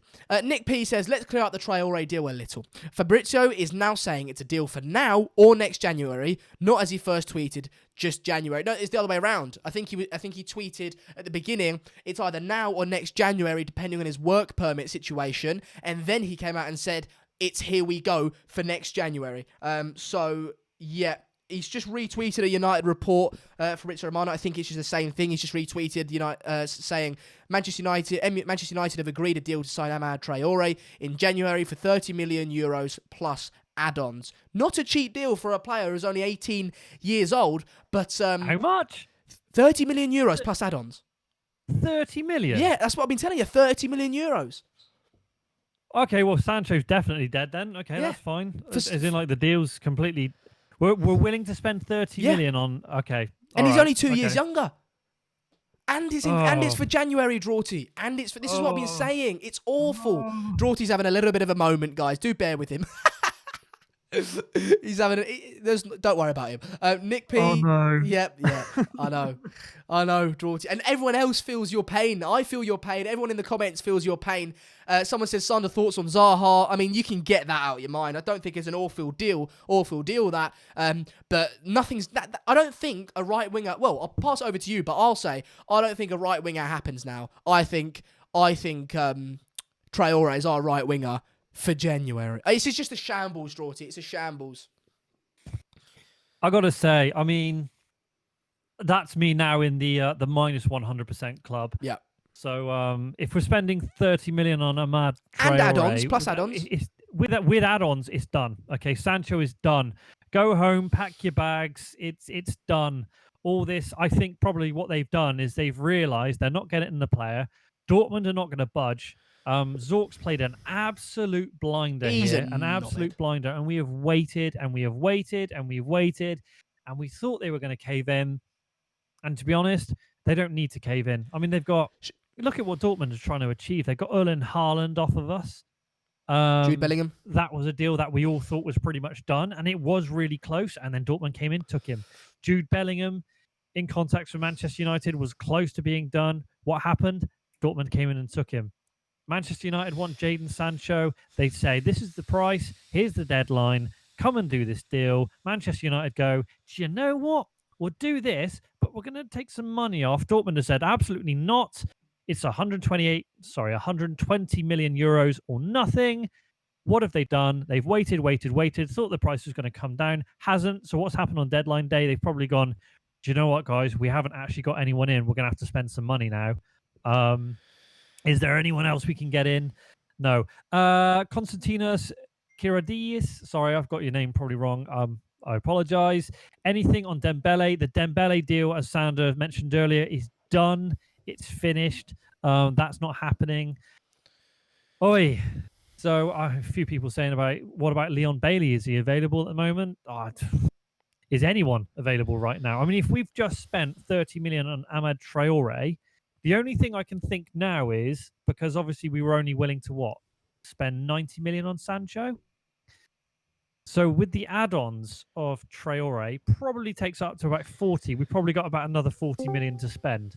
So watch this space. United are going to do something today, but I don't think it's going to be anything any of us thought of. I don't know what you think, Sander. Yeah, well, listen, I wanted to...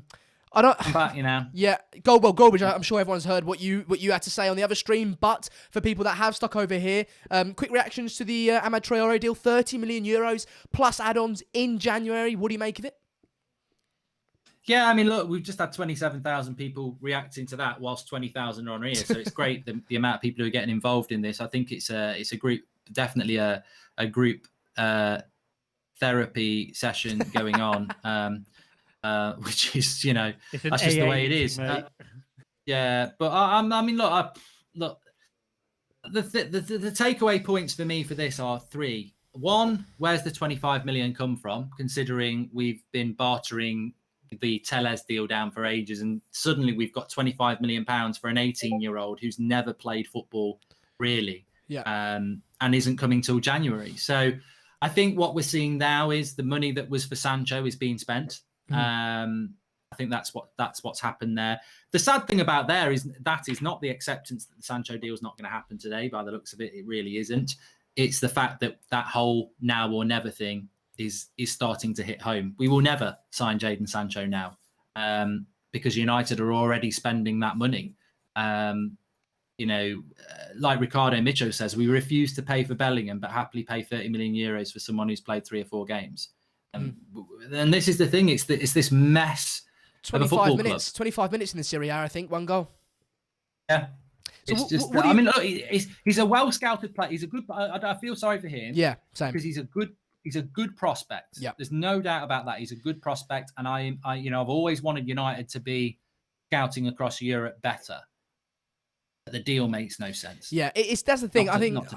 Listen. There's 2 sides of this deal because one, we don't want to let the board get away with any criticism. It doesn't paper over the cracks. We can't be blinded by this deal and sort of ignore the ineptitude and incompetence of the Manchester United board. So on that side of things, we want to criticise, we want to be stern, and we want to be angry at the board, and we've got every right to be. But also, as you say, Mark, I feel absolutely sorry for Amad Traore because, listen, I think Jan Agafiortov has replied to Fabrizio Romano and Damartio saying he rates this deal, and Fabrizio Romano replied to that quote tweet saying he's a fantastic talent. So listen, I'm not doubting that we've probably got a very, very good player on our hands, but the issue is that he is literally for the future. We're not getting him until January, and even at that point, it might be a year, 2 years until he comes into his own. Jadon Sancho is not only a deal for the future, an investment that will absolutely bring you returns financially and trophy-wise in the future, but he's also a deal for the now,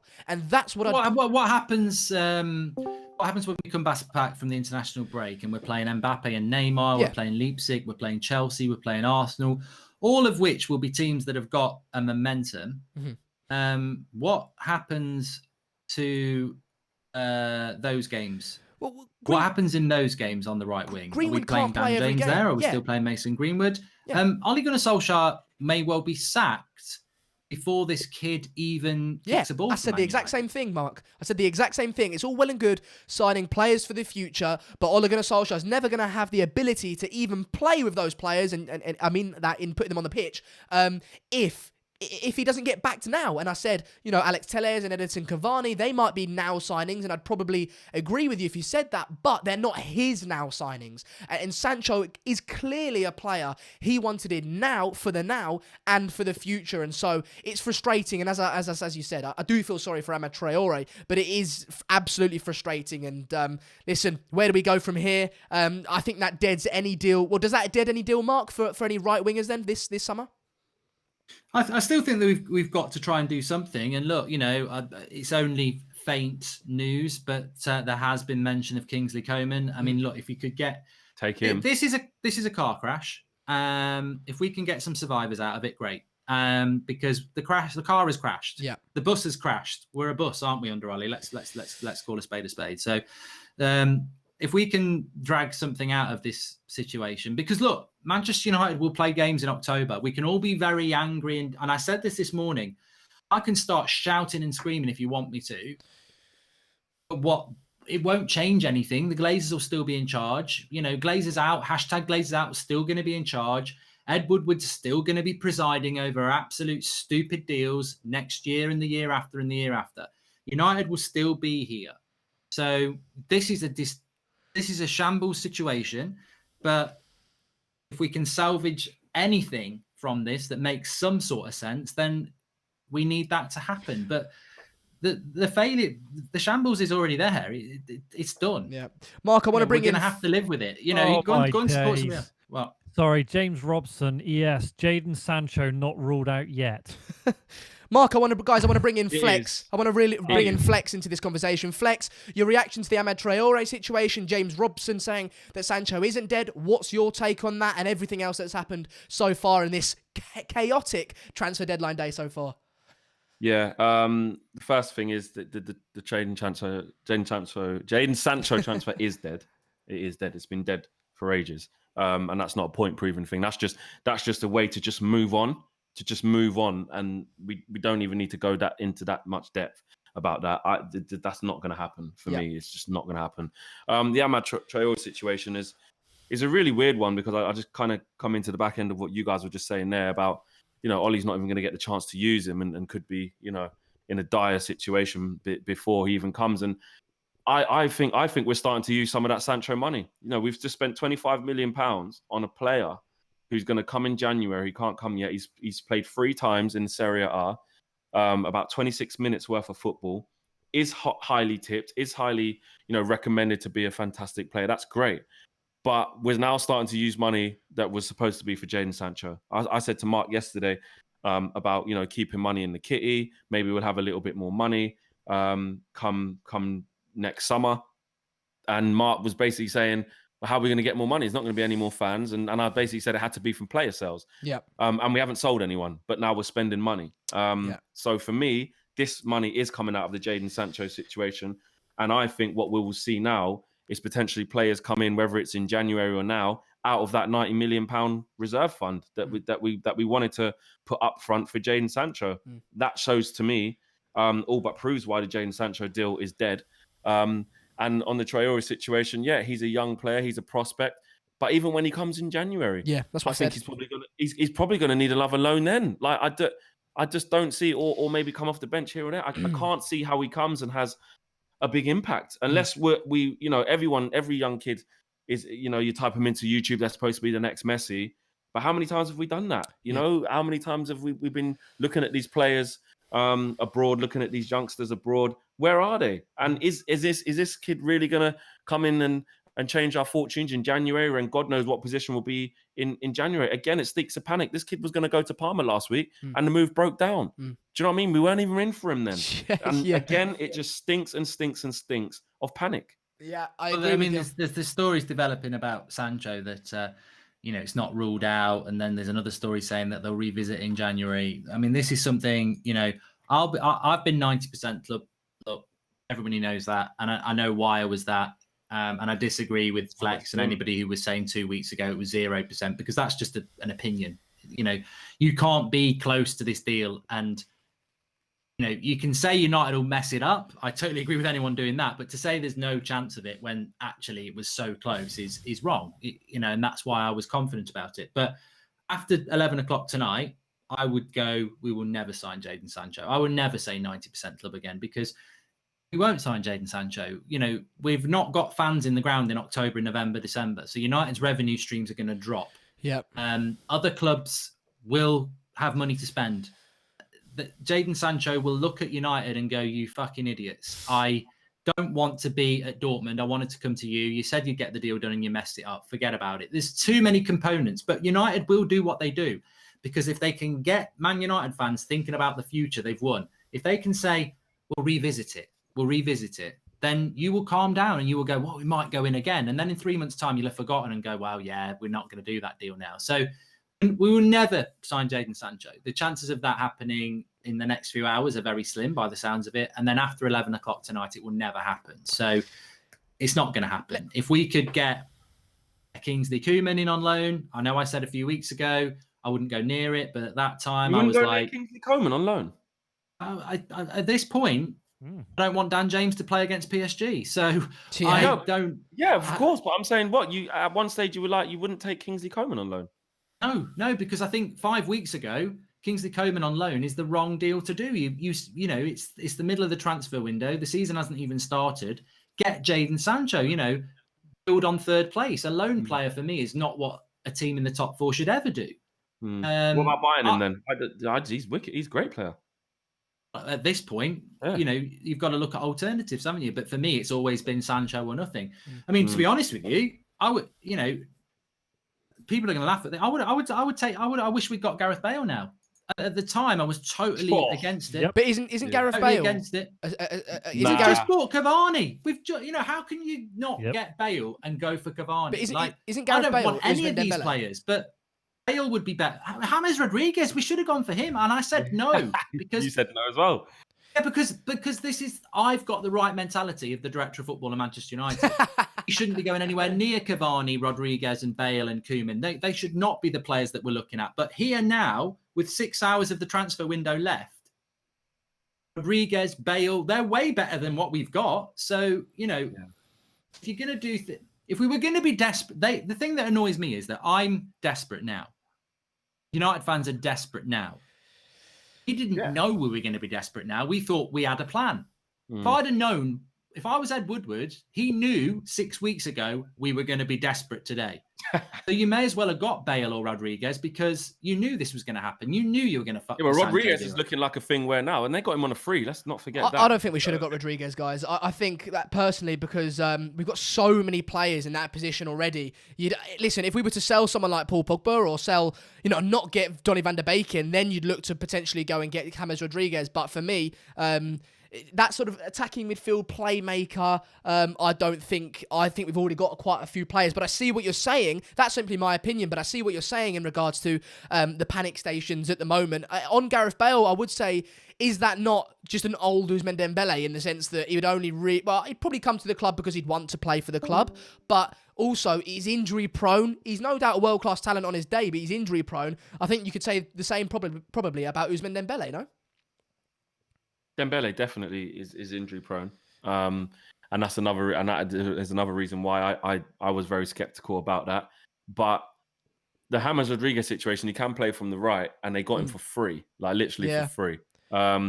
So if it's all about knowing the situation you'll be in. I agree with Mark there, where he said we didn't know we was going to be in this position. So you would, because you look at what he's doing for Everton, from the left, the right, or the centre. Like you get him playing. Yeah, he can play. He can play. In fact, they got him for free.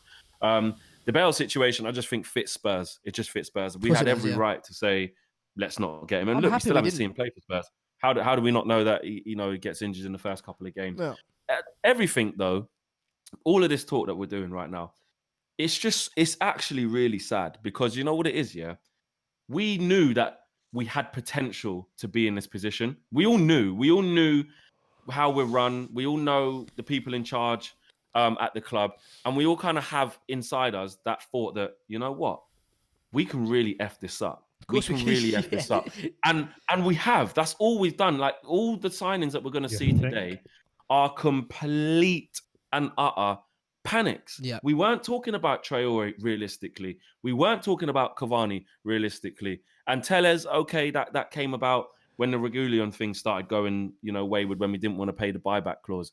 Fair enough, he's the only one. But really, anything that happens today is straight panic. It's straight panic. And in fact, I'm actually more sitting on the side of, I'm so pissed off that with such a long window, with such time off as well, when we weren't even playing football, they've still managed to balls this up. Yeah. And you know what? Ollie will foot the bill for this. Of course, he's got discrepancies in his own game, in his own naivety and his own limitations as a manager. But essentially, the main thing that will get him sacked is this. Yeah.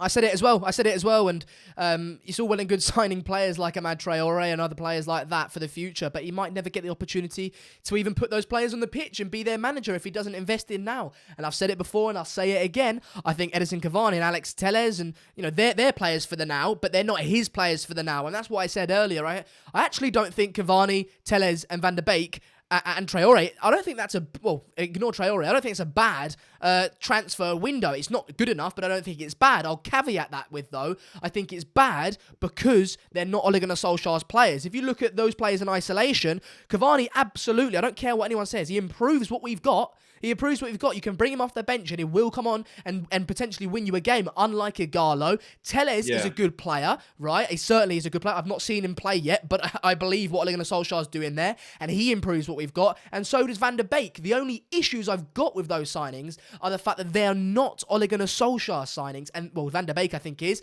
maybe Tellez as well, but he wasn't. Reguilon was our top target, but Cavani specifically, he isn't Ole Gunnar Solskjaer. If Solskjaer wanted him from early on, I'd back the signing because I don't think it's an awful signing. But it's the fact that it's a panic signing that makes me worry. And I think, I don't know if Amad Traore is a panic signing, but as you say, it probably is because he was going to Parma until that deal fell through and completely collapsed today or a couple of days ago. So, I agree with you. I feel sorry for Amad Traore because I'm sure, and listen, this is the thing I said, we shouldn't let this Amad Traore deal paper over the cracks. We shouldn't. And we should still be angry and at the board and criticise the board and that sort of thing.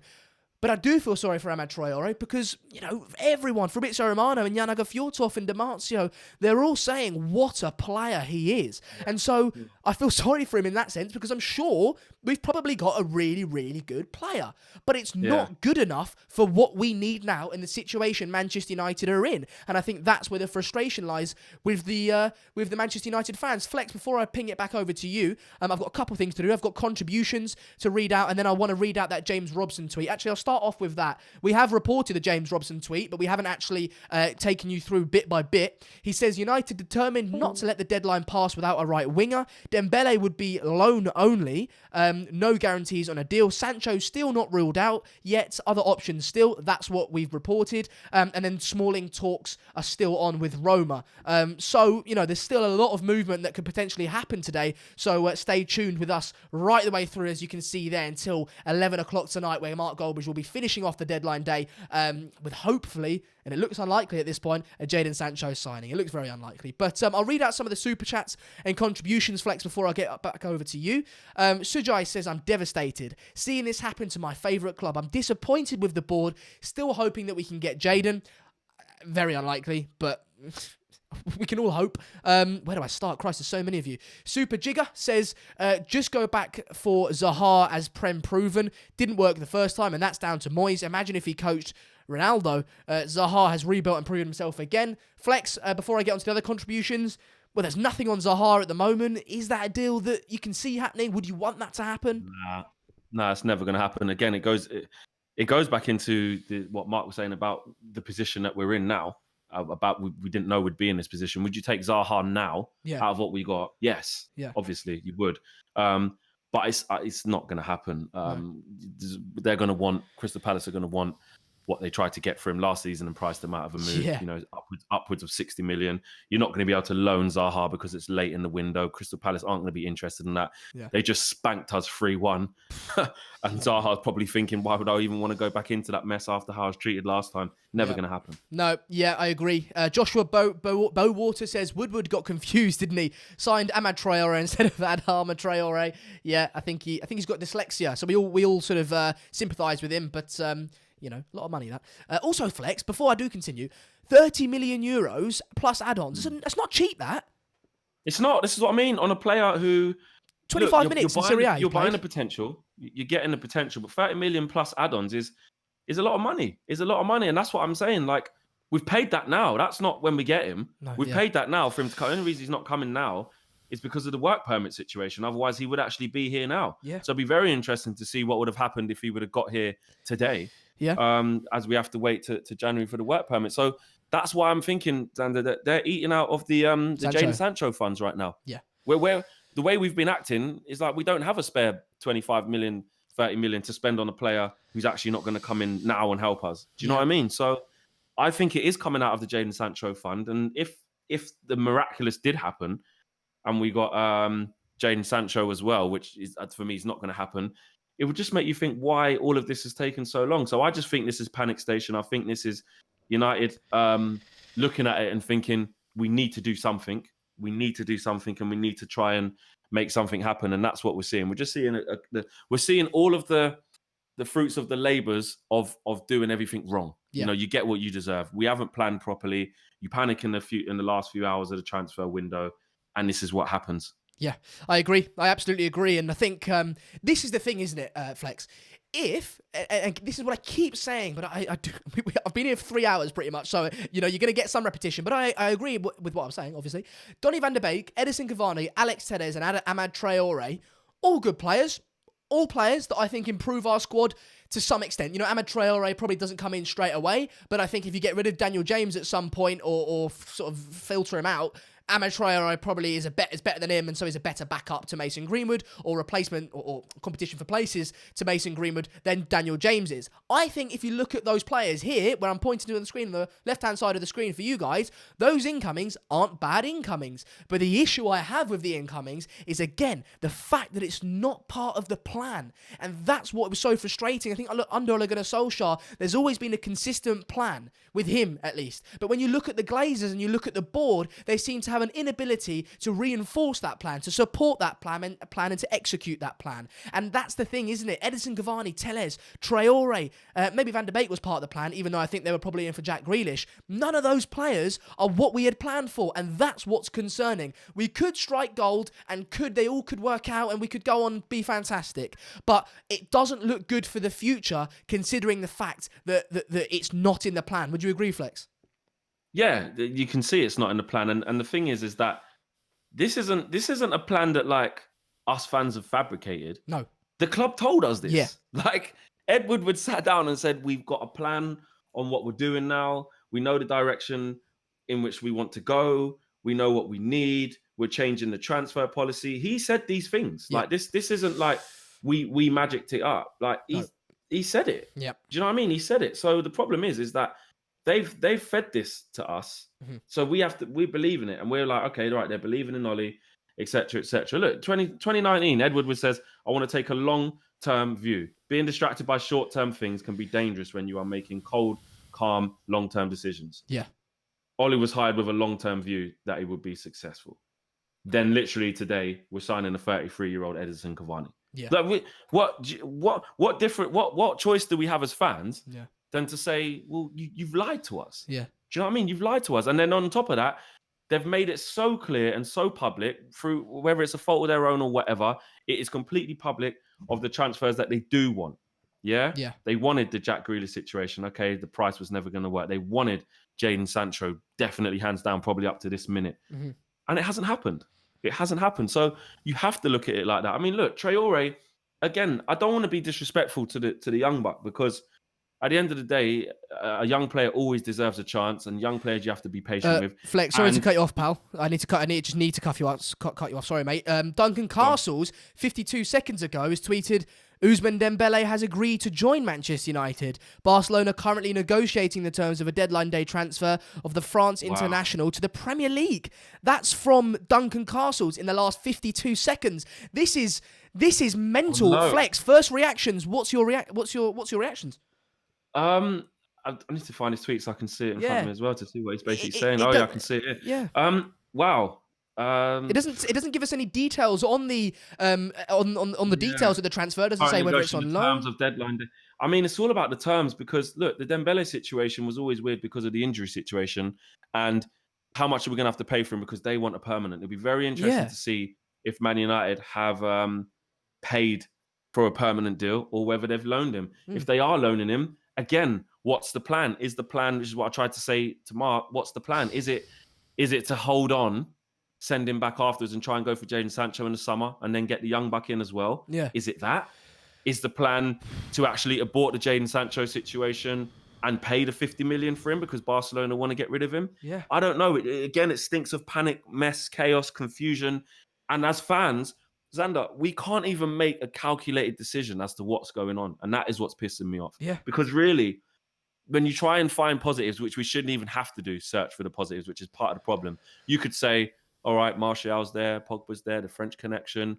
You know, sometimes it doesn't work out when you hit a big money move and you need to, you need to find yourself as a human being, as a player. You should get the opportunity to do that. Philip Coutinho went to Barcelona. It didn't work out. He then went on to Bayern Munich. Do you know what I mean? It happens. Yeah. It happens. But the very fact that we're having to salvage and rummage through all of that shit to find some positives shows us that it's not that great. Do you know what I mean? It shows us that it's not that great. And again, it wasn't part of the plan. So we'll see where that goes. I mean, that's just breaking from Duncan Castles, and I haven't seen anything else as of yet. But that is the first, reputable person to sort of be saying that he's agreed. Yeah. Barcelona currently negotiating the terms. Yeah. So I think that will be really interesting. If we've loaned him, you might look at it and think, okay, is it obligation to buy? Yeah, I agree with you, Flex. If we've loaned him, I think it's a shambles because I don't think it's part of the plan, and I hate to keep repeating myself, but I think it's a shambles because it's not part of the plan. But on a loan, I can forgive it because we can give it a year. Yeah, you pay a lot of money, but as I keep saying, it's not my money, so you can spend all the money you want. It doesn't affect me. Do you know what I mean? So bring him in on a loan. If it works, it works. If it doesn't, he's gone. But it's clear, Romano and everyone else has said before this Duncan Castles news came out that Barcelona want a permanent deal, and that's pretty much the only circumstance in which they get rid of Dembele. They're apparently keen to do so in order to get Memphis Depay in to the club, but apparently he will only leave on a permanent deal. So, nothing from Duncan Castles on what details which we're sorting out of Barcelona, but he has said that he's agreed to join Manchester United and that the details are being sorted between Barcelona and Manchester United. Again, I'll say it to you, Flex. If it's a permanent deal or a loan deal, give me your reactions to either of those if it's one or the other. What, for Dembele? Yeah. For Dembele? Yeah, for Dembele, yeah. Yeah. Permanent just... What permanent would do would at least show that they've made a decision, if you get what I mean. Yeah. Although the decision's been made quickly and potentially might not be the right one, it would show a bit of balls and courage to say, do you know what? Okay, we can't get Sancho. We don't think we can get Sancho, which is a disgrace in itself. But Yeah. I'm just saying, listen to the point. At least they're saying, okay, we're gonna believe this project, even be injury free. Yeah. Show us you can have an impact on our team. Show us you can improve us. Which I would prefer that personally. If you are going to get him, I'm saying get him on loan. There's pros and cons to everything that happens, and for me, I think there's way more cons to taking him permanently. There's a reason why, as well, that Barcelona are pushing us to get the permanent deal done. There's a big reason why. That's not because they think he's an amazing player and want him back. If you want someone gone permanently, you know, like we've done, then that's the reason why, you know. Yeah, I agree completely. I'm sorry if we... I'm just going to mute myself for a sec. Yeah, I've got to take a call. No worries. Sorry if we dropped out for a second there. I apologise. If I do drop out, listen, I'm only here for another half an hour, but we will pass on to Flex at 2 o'clock. But I'll try and stay here for as long as possible. It seems like the stream is running completely fine at the moment, but we'll keep you up to date on that as time goes on. But yeah, I'm going to read some of your comments now. The latest news, if you guys are joining me right now, is that Duncan Castles has tweeted out that Ousmane Dembele has agreed to join Manchester United, and that him and Barcelona and Manchester United are sorting out the details of that transfer at the moment. Nothing on whether it's a permanent deal, a loan option to buy, as Shapath says. Nothing along those lines. We've literally only got that Ousmane Dembele has agreed to join Manchester United. So that's breaking. We'll keep you up to date with anything that breaks, right up until 11 o'clock for another 9 hours and 40 minutes. But I will be here with you until 2 o'clock. A contribution from Dan Brown says, loving the show as always, guys. Deadline day on the United Stand is a way better than Sky Sports. On this roller coaster with you guys all day. Thank you, Dan Brown. We really do appreciate your contribution. And yeah, it certainly is a roller coaster right the way through, isn't it? Red. Well, go on. Sorry, Sander. Apparently, according to, I got this message from Goldbridge, Palestri is also done. Is that another right winger? Yeah. According to Whitwell. That's another one though. Laurie Whitwell's reported that, has he? That's another one again for the future. He'll need another loan. What's that? 10 million, is it? Yeah, but here's the thing, Flex. His manager's Diego Forlan. That smacks of another, like a Van der Sar with Donny van der Beek. It's almost like, do us a favour, lads. Send them over. Again, do you know what? Do you know what? Right, this is typical United, right? We've gone from, let's just deep this, guys. Let's put this into some context here, yeah? Let's get a bit of Woosa so we can take this information in. Woosa. We've gone from going for Jadon Sancho, right? The whole summer, the whole lockdown, the whole of it all, right? To not being able to get him, getting a young buck from Diego Forlan, getting a young buck from Atlanta who can't come until January, potentially getting Dembele, who's agreed to join on a permanent /loan, which we're not decided yet, to getting 3 possible wingers. I don't see how, young or not, I don't think we're going to sign 3 wingers today. I'll be amazed if that happens. And what happened to a Plus, centre-back? we're still hearing that Jadon Sancho could actually happen. Harsh How many report. wingers do we need? Yeah. What happened to... Literally, how many wingers do we need? We've already got Dan James, who we're not prepared to sell. So we've just got Palestri. We're getting Amad Traore. And we're still in for Jadon Sancho. And we're getting Dembele on loan. Yeah. Sorry, what's going on? News from Andy Hunter from The Guardian. He has said that Everton are in talks with Manchester United over a possible loan deal. Christ, what is it with us and loans, man? Loan deals for Sergio Romero and also with Tottenham over loan for Paulo Gazzaniga. United Spurs would both prefer a permanent deal. So there you go. Apparently Everton are in for Romero on a loan deal. Again, we seem to be incompetent and unable to get rid of any players on a permanent Yeah, that's deal. a weird one as well, because we love Romero. He's been really good, and that does actually deserve to play football. But to go to let him go to Everton and make them even better when they're our competitors this year, I don't know how I feel about that, because look, Pickford's shit, and I think Ancelotti can see that, and I think that Romero would go there and start. Yeah, I agree. Completely agree. So it would actually be directly strengthening. I mean, look, maybe even calling. Do you know what? Actually, let me take that back. Let me humble myself. Even calling Everton our rivals right now, right? Even calling Everton our rivals right now, we shouldn't even be doing that, because we can see kind of the smoke that they're on and how we've started. Also, on a Palesteri thing, Laurie Whitwell went on to say that he would initially head into United's under-23s team. Yeah. So seen that again. A one for the future and not for now, and not coming into the first team. So where are we at here, guys? Yeah, I agree. It's mental, and you know you can. And these aren't 10 million isn't necessarily that expensive for Manchester United, but 30 million euros for Amad Traore, 10 million for Pelestri, wingers galore. You know, you put that together, that's 30 million euros plus. I mean, yeah, maybe the 10 million. But I'm thinking, where's the centre backs? Why are we not getting any centre backs, central defensive midfielders? I could forgive a Jadon Sancho signing, because I understand that it's now or never in regards to him, and he's a world-class Sancho's talent. dead, mate. No, I know, Sancho's but what I'm dead. saying is... Apparently we bought Dembele. No, but what I'm saying is, Drawty, is I could have forgiven that, because it's Jadon Sancho, but I can't forgive Dembele, Pelestri, Amad Traore, and not getting a centre-back. That's what I'm saying. Yeah, but the thing is, I think everyone thought Dembele was a lot. Apparently, it's now we bought him. Well, where are you getting that from? Duncan Castles? No, I've had Goldbridge message me, so I don't know where he's got that from. So apparently we bought him. So if he knows something, then fine. But apparently Dembele's not alone. I mean, it could be wrong. Someone could have got misinformation. However, I wouldn't put it past United. Genuinely, they might have turned around to Barcelona and said, "How much do you want? 50 million euros. All right, it's yours for 50 million euros." Yeah. I mean, and the thing is, if we have bought Dembele, okay, and this is a massive if, you know he's getting the 7 shirt. Yeah, big time. Big time. And that would be a deal if we do buy him. Listen, I think it'll all hell will break loose if we do buy him. But if we do buy him, that is the person who needs to come in and wear the number 7, because Jadon Sancho, I mean, if it's not already completely dead in the water, it's dead in the water if we go and get Ousmane Dembele, although I do already think it's dead in the water. But if Ousmane Dembele comes in, he gets the number 7. And at that point, listen, we back him. Mad. We back him, but we criticise the board. Someone has to be trolling there.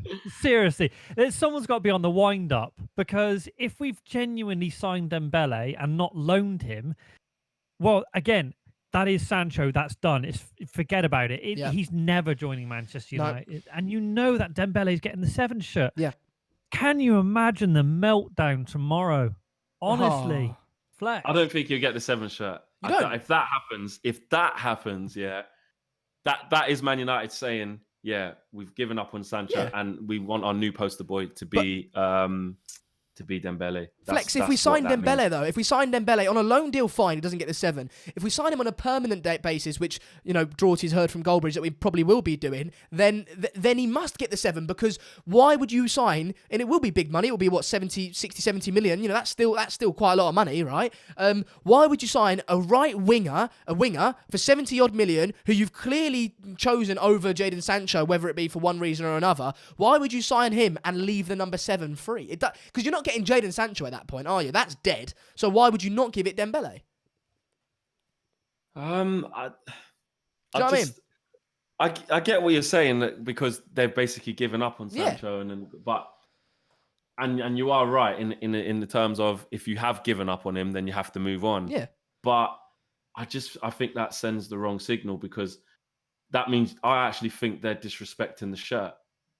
Only because, and I'm not saying, well, you know, people say, well, Sancho could have come in and flopped. I'm not saying that. What I'm saying is that if you have chased the target for so long because you believe they're so perfect, and you've changed your mind within 2 days, I don't think you're doing that shirt justice. The person you bring in to take that shirt should be something well thought out of, should be something that is sustainable, should be something that was part of your plan. And I know people might say it's just a shirt number, but look, in our club, you have prestigious numbers and you have shirts that are very heavy, very heavy. It almost would be unfair to Dembele as well, because let's face it, he has been unfit for a while, not played a lot of football. And yeah, he might be a person or a player or a young man who wants that responsibility, who wants to step up and believes he can. But you imagine the weight of responsibility in these circumstances that are actually going to come his way because of what's happened at Manchester United and because of everything that's gone before him with this Sancho situation. Yeah. It's actually quite bad on him. And if he does become our player, you back your player, you support your player and you want him to do well. So I think it would be a big move to give him the number 7 straight away. I really do. I see what you're saying. I just think, I agree with what you're saying in a sense, but I just think it doesn't make sense for, as I said, if United sign Dembele, their eggs are in that basket. You don't sign Ousmane Dembele for 70 odd million, a right winger, when you've signed Traore and Pellistri as well, and still hope to go and get Sancho. So Sancho at that point's over. Done. Exactly. So your eggs are in that basket then. You can't not back the guy, and the guy's going to come in for big money. I know the pressure, whatever, but I just don't see a situation at what point they don't give him the 7. What are they going to give him? The number 27? Do you know what I mean? 11's gone, 10's gone, 9's gone. I don't see if he comes in and give him 33 or whatever it might be, what does that say about their trust in Ousmane Dembele? Clearly they trust him if they're going to sign him on a 4-5 year deal on a permanent basis. So why wouldn't they go all out? Here's their eggs in the basket. Here's your number 7, I think it's worrying, a panic though. signing. Yeah. It's an absolute panic signing, and 100%. we know we're not getting Jadon Sancho. We need a number 7. Dembele's only 23. He was very, very, very good for Dortmund, hence why Barcelona paid all that money for him. And now we're going to buy him off of Barcelona when he doesn't really want to come on a permanent. I'm trying to work out if the media have got this right, or this is someone jumping the gun. Well, Duncan Castle hasn't always been right. Let's make that right. He hasn't always been good in the past, but this summer he hasn't always been as good as Fabrizio Romano. So as much as we put in our trust in him at the moment, we've got to wait until the likes of Fabrizio Romano, Jan-Åge Fjordtoft and Di Marzio come out and say something about it, because Duncan Castles hasn't been as good as he has been necessarily in the past. Right, guys. So sorry. Basically, so Goldbridge is going to go live any moment now with a Dembele video. Okay. So I'm going to put into the video description, as we did with Armando Traore, a link to that video, so you guys can jump over there whenever you want. Yep. I'm guessing he'll be going live fairly soon. Yep. And very quickly, and I have to do this because we are obliged to do so, today's stream and all day is sponsored by Boohoo Man. You can win an £800 voucher. Details in the video description. Competition closes 12 p.m. on Wednesday, 7th of October. Terms and conditions apply. My head's all over the place. I'm trying to sort out too many things. Yeah, I'll leave it back over to you guys. Thanks, Rorty. Guys, make sure to click the link in the video description. Mark Goldbridge will be live with an Ousmane Dembele reaction video. So if you guys do want to go and watch that, which I'm sure you do, head over to that, watch that for a little bit. When he's finished, pop over back here, and we can continue having a good time. Flex will be taking over the stream from 2 o'clock onwards, so you can see his lovely little beard and face at that point. Lovely little beard. Yeah, you've got a lovely little beard, Flex. Oh, mate. Do you know what? And another thing you can't rule out, which not a lot of people are talking about, is Ismail Assar from Watford. Yeah, surely you can rule that out, man. You think that's still got life in it? I would listen. The championship thing, they got a little bit of an extension on that. Yeah. But I the way this is going with us, I just can't rule out anything right now. I can't. So what? We're going to sign 4 wingers.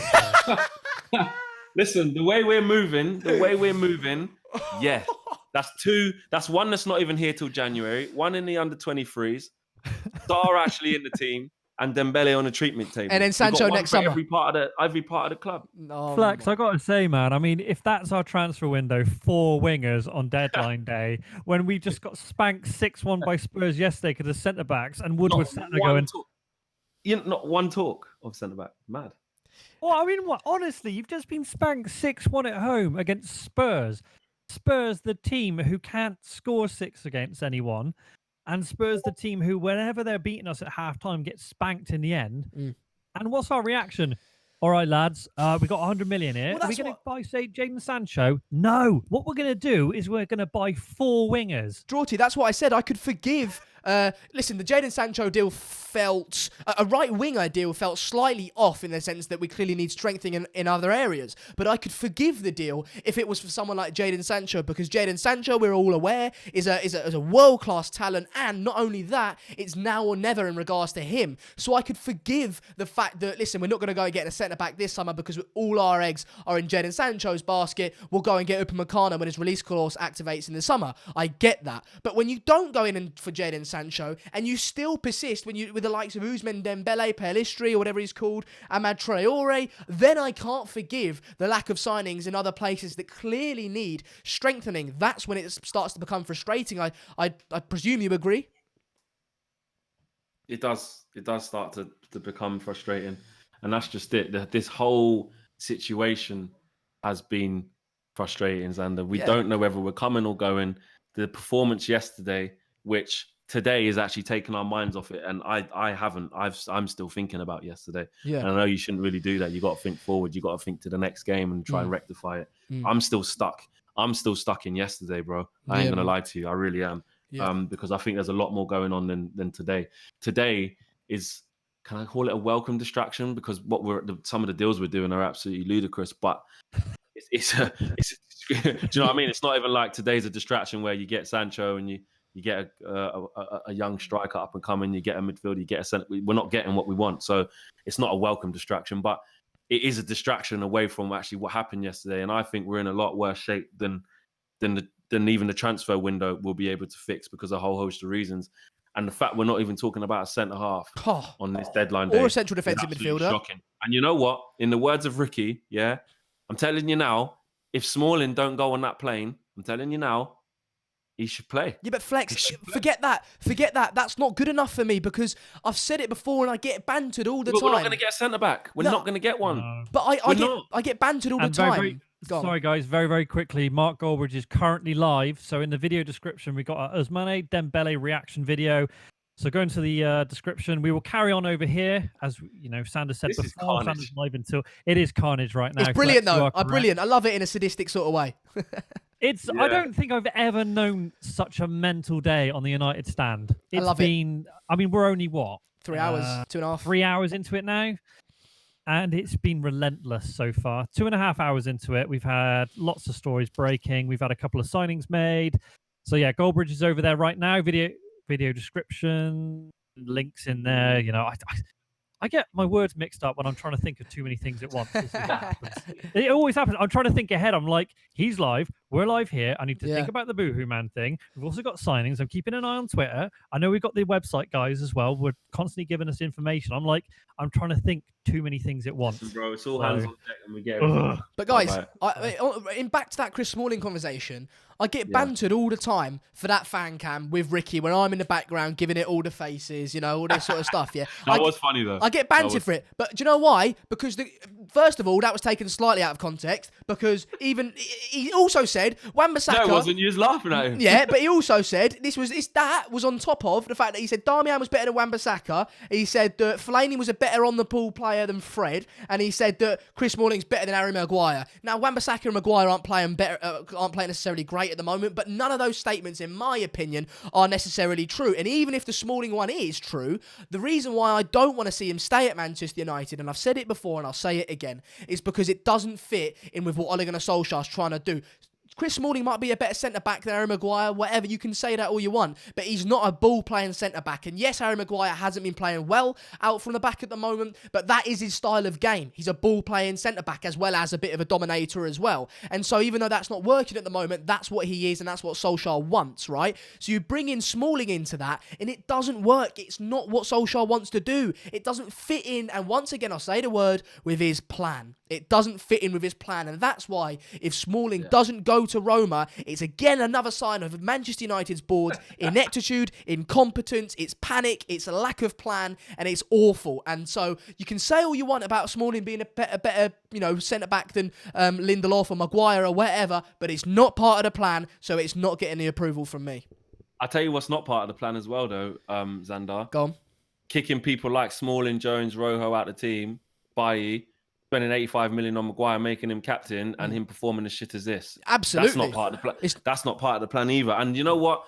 I hear what you're saying, because Smalling, we've seen, some of the discrepancies in his game. But like I said the other day, like the fact that this is even a conversation, the fact that we can even contemplate this, rightly or wrongly, shows how far off we are. Do you know what I'm saying? This thing about Harry Maguire, like being amazing on the ball, I ain't gonna lie, I think it's a myth. Yeah. I think it's a myth. I don't see it. I just think do your job, defend, and give it to the players who can play ball. I think he thinks. I think we've been tricked. I think the media pushes this thing that the Maguire is like super talented on the ball. He's not. I don't see that. I see a player that if you give him time, he can pick out a pass. But I think he's buying into this own hype himself because he gets a bit of time on the ball. He wants to dribble, and try and play amazing passes. Just play simple and defend. He's not even defending well. I don't think I agree with what you're saying in regards to I don't think it's a myth. I don't think that he's a myth necessarily that he's good on the ball, because for Leicester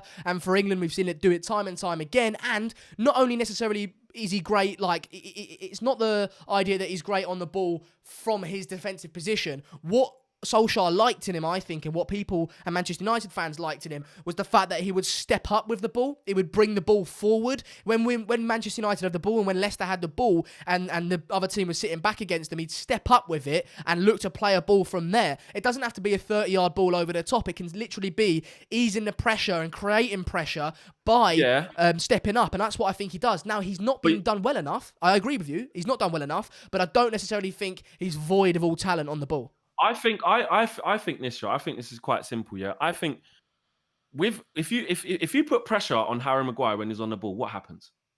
Like he doesn't. I don't think he plays his way out of trouble all the time. I think he makes bad decisions and gives the ball away. If you give Maguire time and space, he will try to pick a pass because, like I said, he's got this notion that he's amazing on the ball. If you're not gonna play a system that actually keeps Harry Maguire from having too much pressure on him in terms of you can't beat your pressure, or you're not getting him free on the ball to play, then it's null and void.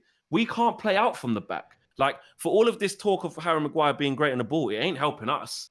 I don't see it. No, I don't think that it's a situation of let's not keep Smalling because he's great playing out from the back, and I don't think it's like, Harry Maguire's brilliant at playing out from the back, so therefore let's get rid of Smalling. I don't think it's a situation like that. I think it's simply the fact that you can be good or bad at playing out the back, but you need to follow the manager's plan and his ideas and his philosophy. And I think Smalling in that team, regardless of what you say about Harry Maguire and Lindelof, doesn't fit in with Solskjaer's philosophy. So that's all I'm saying in regards to Chris Smalling. Now, of course, if you look at Harry Maguire and Victor Lindelof, you can make arguments that they're not good enough themselves on the ball to play in Ole Gunnar Solskjaer's philosophy. That's fine. You can say that all you want, right?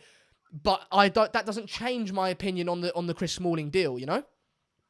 Look, I'm not saying that. So do you think we should keep him? With this is all right. I only think he should stay only because of the shit show that we're seeing, right. which is no longevity, which is not part of the plan 100%. But this is what I'm going to ask you though, Xander, yeah? Yep. And I can't even believe that we're having to talk about this again. What this ain't about me being right or Xander being right or wrong or whatever. No, this is about the mere fact that we can have this conversation shows how far off the pace we are. Let me ask you this. Is Chris Smalling, is Victor Lindelof 1,000,000% better than Chris Smalling? Just answer that question. Just that. On the ball or as an all-round player? Just as a defender, as a centre-back, whether it's playing the ball, whether it's recovery pace, whether it's headering. You know, this is Chris Smalling that's gone to Roma and had a really good season. Yeah, but I think is Lindelof better than him? No, not Lindelof. Right, no. okay. All right, cool. Muppeteers have just messaged me. Sorry, Flex. And you know the Muppeteers are really, really accurate with their transfer info. Sancho's over. It's done. Well, so, I think that just compounds. I think what we knew that anyway. But yeah, I don't even. That's like I give up on that ages ago, years ago. No, I know you did. But apparently there is literally and a few people breaking it now. There's no indication they're even preparing a bid. The bid's just not going to go in. So there you go, guys. Forget about Sancho. I think we all knew that anyway. It was pretty much nailed on. Apparently, what is this? We're looking at Dembele one last time. Well, we're pretty just another little peek. One last little peek. And we're looking at Sar or... Oh, no. We're looking at Brooks. Oh. We are actually looking at Brooks. Hey, we could be looking at anything right now. Mate, we could be looking at Playboy magazine from 1989 And right that now. would be quite nice, to be fair. That'd be better than what we're looking at now. I'm pretty sure that's what they're doing. Yeah. I don't know. Well, there you go. So, guys, for those of you that are sort of joining now, the news is from the Muppeteers that Sancho is off. Again, we sort of knew that already to an extent, but to have it confirmed by people who sort of have a bit of an in with the transfers is sort of damning and is sad. But I think we all knew it. And apparently, we're still looking at Ismail Assar and wait for it, David Brooks. David Brooks. I reported on this for Oh, it's so frustrating. Thank God, guys. I mean, I enjoy doing this, but thank God I've only got 20 minutes left of this stream because it is draining to be a Manchester United fan at the moment. And listen, we don't know what's going on. The latest coming out of Duncan Castles is that Ousmane Dembele has agreed to join Manchester United, but the Muppeteers are now saying that we're looking at David Brooks and Ismail Assar, that Sancho is apparently definitely off. We don't know what's happening with Chris Smalling at the moment yet. That deal seems to be stalling, but it's not dead in the water. That could still happen. Me and Flex were just having a conversation before this news came out about Ismail Assar and the others, that, you know, we were having a conversation about whether we should keep him or not, or whether we should get rid of him or not. Loads coming out at the moment. I think Goldbridge is still live, so if you guys are interested in that, then go and make sure to click in the link in the description to watch Goldbridge's reaction to Ousmane Dembele and all the latest coming out of Manchester United at the moment. But when he does finish, come back over here, watch this, and we'll be live with you here, as you can see on the timer, until 11 o'clock tonight. Also, Xander, I'm just going to go and get prepared for my stream. It's going to get something to eat real no quick. Worries. No worries. Water in, yeah? Yep, cool. All right. So, yep, go on. Cheers, Flex. Cool. Sorry, guys. Basically, Romano's come out and said MUFC are convinced that Amad Traore has the same future as Dejan Kulusevski, who joined Juventus this summer from Atalanta for 45 million euros. Kulusevski is, as we know, a very, very good player. I think this is kind of feels like PR spin again. Mm-hmm. You know, we've got the cream of the crop. We've got another future superstar. If Amad Traore turns out to be, you know, this absolutely fantastic world-class signing, then brilliant. United have played a blinder, whatever. As it stands right now, we're not getting Jadon Sancho. We know that. Okay. Muppeteers saying that, yeah, as I said before, there's zero intention of anything happening with Jadon Sancho right now. Looks like the club have completely changed tact in the last few hours. Okay.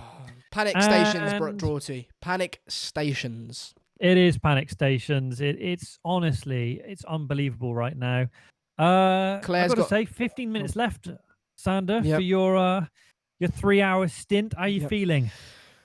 Exhausted, knackered, intrigued, because I think, you know, me leaving, in one way I'm like, oh, thank God I'm finishing, because this is an absolute drain fest, right? It's draining me. But also I'm gutted because I enjoy speaking to everyone, and I love the breaking news and the excitement that brings. And I think so I'm certainly intrigued to see what happens in Flex's stint at the stream, and then after Goldbridge's. I think there's going to be a lot more movement at Manchester United. You know, we're still looking to get rid of Chris Smalling potentially. I haven't heard anything on Dan James. We're looking to get in a couple of players that all seem to be right wingers, so certainly intrigued. But to be honest, it's very easy to get swept up with all the news about Ousmane Dembele, Amad Traore, Chris Smalling. The overriding thing that none of us should forget is that Manchester United have missed out on a 20-year-old wonder kid who we've missed out on him forever. We're not going to sign him next season because there's going to be so much competition. He's going to be more expensive, and that will be it. And if we don't sign him now, it looks like we're going to get an alternative right winger. So that Jadon Sancho deal is dead, and it looks like we've just missed out on him for good. And that, for me, is the overriding thing of this transfer window, and that is what none of us should forget. None of us have any real power. I think you can walk out the stadiums all you want, even though we can't get there. You can say unfollow United, this and that, but for how many years have we had chants in the stadium saying Ed Woodward out, saying Glazers out? We've had riots, we've had this and that, unfollow United. The Glazers don't care. The Glazers do not care what United fans have to say. The only thing they care about is their HSBC account or whatever it is, and all the zeros are in the right places. Lovely. That'll be it then. We don't care about what the United fans think. And that's the harsh reality of it, right? And so, you know, it's disappointing, it's depressing, devastating, but such is life, such is Man United, and I can't believe I'm surprised, because this happens every year.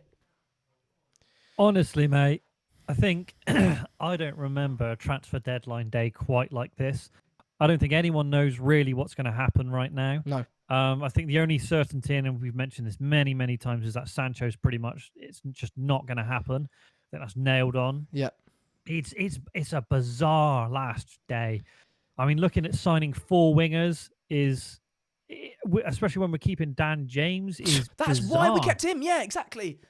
Oh, it doesn't make any weird. sense, Shorty. It's really, really weird. I mean, Amad Traore, they think they've got a worldie there. Fine. In Facundo January, by the way, Pellistri- for people that don't know, 30 million euros plus add-ons in January for Traore. Anyway, go on. Yep.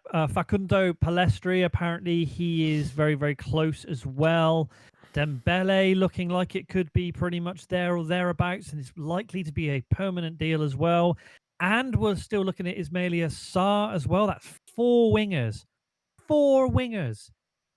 I mean, we don't need 4 wingers. How about this for you guys? Janaga Go Fjortov has said, I mean, it's not United, but it's depressing nonetheless. Best source, X, whoever he is, saying Arsenal will trigger Thomas Partey's buyout clause. So whilst United are faffing around with 18-year-old right wingers who no one's ever heard of, and are gonna, in January, Arsenal are going to sign a top-tier central defensive midfielder from Atletico Madrid who will support what Arteta's doing and build on the little and decent success that they've had under him so far. So there's the difference. It clearly seems like Arsenal are trying to do something and back Arteta, and United and Ole Gunnar Solskjaer have been left out to dry. Woodward's got to go.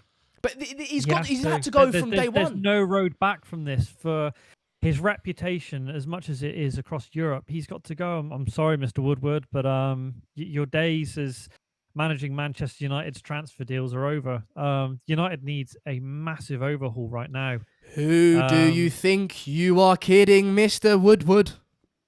Oh, wow. I mean, there's people yesterday saying we should have got Ralph Rangnick in. I'm not saying Ed Woodward's like Hitler, but, he would have turned everything around. I mean, if you look at the other clubs now, Arsenal, the club that can't even sign anyone, are now getting Thomas Partey. Yeah. Because Arteta's done a wonderful job there. He plays really nice football, and he's got Arsenal playing in the right way. You're looking at Chelsea. They're trying to build something there. I don't think Lampard's going to be overly successful. I think they'll get another manager in potentially. They might even look at Pochettino if it doesn't go too well, because he knows how to work with it. I think we are right now, we're floundering. We're literally just sinking in the ocean. I am staggered, and I've heard absolutely nothing from anyone else saying about Sancho now. It's dead. It's dead, Drawty. We know it's dead. It's dead. Everyone, if you think, and I know what you're doing, you're trying to cling on to a bit of hope because we all do that. No. There is no hope. There is no hope. It's dead. Okay, absolutely no hope. It's done. Okay, it is done. I don't care what anyone else comes out now. If anyone texts me saying, oh, Sancho still, it's done. You don't sign 3 wingers and then go in for Jadon Sancho, who's also a winger. It makes no sense. If United really want to salvage this right now, they need to get in Dayot Upamecano. They won't. It's not going to happen. We're going to end. We all know it. I know. I know what you're saying. Yeah. But the fact is, if they wanted to save this window, Upamecano is the only thing they can do right now. Yeah. Because they've got in their wingers. Fine. Okay, you've loaded the attack. We know we've got Greenwood, who's a special talent. Rashford, we know when he's fit and hasn't got a back problem, he's a problem on anyone's day. Martial, we know what he can do. Everyone's crying out for a striker. They got in Cavani, so we don't need a striker now. Because I think that's a decent signing, but, Oh, don't get me wrong. I like Cavani. Yeah. It's not in his plan. That's the only issue, isn't it? Yeah. I think he's one of those things where it was kind of like, well, no one else wanted him, so we'll just go and get Cavani. Yeah. 6 years ago, I would have taken Cavani in a heartbeat. He's world class. Mm-hmm. But at 33, it kind of feels a little bit like that wasn't planned. No, that's the only issue with it for me, is the lack of planning. Yeah, that wasn't planned. I don't know what to think right now. Genuinely, I don't know what to think. Because we've got contributions who might help you sort of think. We've got Fifth Mellow Music says, confirmed, whoever was confident at United are idiots. Dortmund told them no chance last week. They've made no new proposals since the last one rejected and won't. From the Muppeteers Discord, apparently. Yeah, Muppets. They're all, well, there you go. Muppets, not Muppeteers, the United board. Connor Patrick says, with another super chat, says, this club is a joke. Fans need to do something. We need to change this. We need to unite and get these idiots out of our club. I just don't see how we can do that. But back onto the transfers then. As you can see on my left and right, the outgoings. And no one's talking about the outgoings, by the way. You know, we're talking about the lack of incomings or the wrong incomings in Amad Traore and maybe Edison Cavani as well. But we're not talking about the fact that we still, you know, with, I don't know how many, it's 9 hours to go, still haven't got rid of Chris Smalling. Some people have even said that they shouldn't get rid of Chris Smalling. We still haven't got rid of, I know he was never going to leave, but Phil Jones, who's sitting there, Jesse Lingard. We've got rid of Andres Pereira. I think that's on loan. Tahith Chong on loan. Yep. Diogo Dalot on loan. You know, Jesse Lingard's still sitting there on his 150 grand a week. So, listen, the outgoings have been as bad as the incomings, to be fair. And so, it's just been an absolute shambles at Manchester United, this transfer window. And, listen, there's been no updates on Ousmane Dembele. I think the last report on that is still that Duncan Castles said that... We've agreed. He's agreed to join us, but that us and Barcelona are trying to figure out the transfer. No details in regards to whether it's a permanent or a loan deal. I think for me, that variable is huge. I think if it's a loan deal, I can stomach it. If it's a permanent deal, I'm gonna cry. Like, I will end this stream and start crying. If it's a loan deal, as I said, I can. It's not. It's horrible, and I'm still very, very angry. But listen, it's a loan deal. We can always leave at the end of the season. I can deal with it, you know. But no updates on that so far, unless you've heard anything, Drawty. On who? Dembele? Yep. No, absolutely nothing. It doesn't look like anything's going on at the moment. So the only thing is, and we've still got another 9 hours left of this transfer window. Yeah. There's a long way to go, and there's a lot of twists and turns. I don't think anyone predicted it was going to go like this today. I think most people thought, you know, Biddle going for Jadon Sancho. Yeah. No. United have just ripped it up and gone, no, we're doing something else now. I mean, this is pretty much panic central now. This is damage control. This is we need to do something. I mean, Amad Traore, the fact that he's not even in until January, it doesn't help us right away. Mate, we forget that as well. It doesn't help us. Because we've, after the international break, we've got PSG, Leipzig, Chelsea, Mason Greenwood. If he doesn't get an injury, I don't think he probably can't play every single one of those games if we're going to be playing 2-3 times a week. So Daniel James or Jesse Lingard is going to be starting against PSG or one of those teams. It's not good enough. Even Amad Traore, if he was signed now, that in itself isn't good enough. But at least you've got a body there who's probably better than Daniel James that can play against those teams. But he's not even going to be here until January. It's extremely frustrating. And everyone in the comments, I can see crying emojis. Olo says Dembele's done deal. I mean, I'm not sure whether you're going off the Duncan Castles thing, but yeah, that we've reported that. Goldbridge, I believe, is still live. So if you guys do want to see that, no, Goldbridge isn't live. No more Goldbridge. So this is it. You've got me now for another 5 minutes, and then Flex will be jumping on. So you guys can look forward to that. And we've got Mark Goldbridge coming on after. I'm sure I might drop into one of those streams at some point as well. So you probably haven't heard the last of this slightly irritating stream voice. 2, I've put in the video description. So below Amad Traore and Ousmane Dembele reactions, there is stream 2 there. So if you want to jump over in a couple of minutes, as soon as Sanders wrapped up, then Flex and Co will be on then for the next, I think it's 3 hours. Yeah, and 4 hours. He's got it till 6. Okay, he's got it until 6. Yeah. So from 2 to 6, you got Flex and then Goldbridge for the last 6 hours of the transfer window. I'm pretty sure we'll be live until midnight, 6 hours with 6 p.m. till midnight with Goldbridge.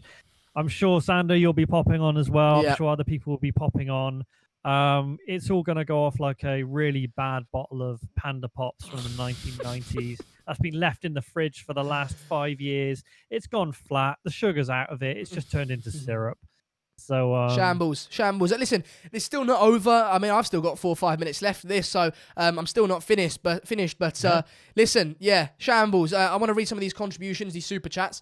Chung Lee says, "I knew Woodward sold his home for a good reason. I hope someone gives that Pratt a visit." I don't know if I can read that out. Yeah, I'm not sure I can read that out. But thank you for your contribution.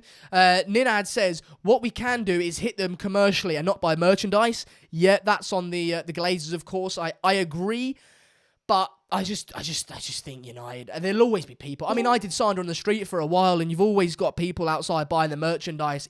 Even after the worst results, even after coronavirus, I live 20 minutes from Old Trafford, and you've always got people there buying things. But we've been joined by someone, I'm not sure who it is. Me. Hello, Mark. So, yeah, thoughts on the current situations? I mean, it's I don't know. I mean, I'm sort of in that situation now where I know this championship transfer window is open for another 2 weeks, and I'd rather just get Dembele now. I just want it all to end, Xander. Yeah, Where's it all going to end? I know that's a famous line of off AFTV, but I do feel like that now. I just want it to end and get out because, Arsenal are signing Partey now. Yeah, oh, it's so bad, isn't it?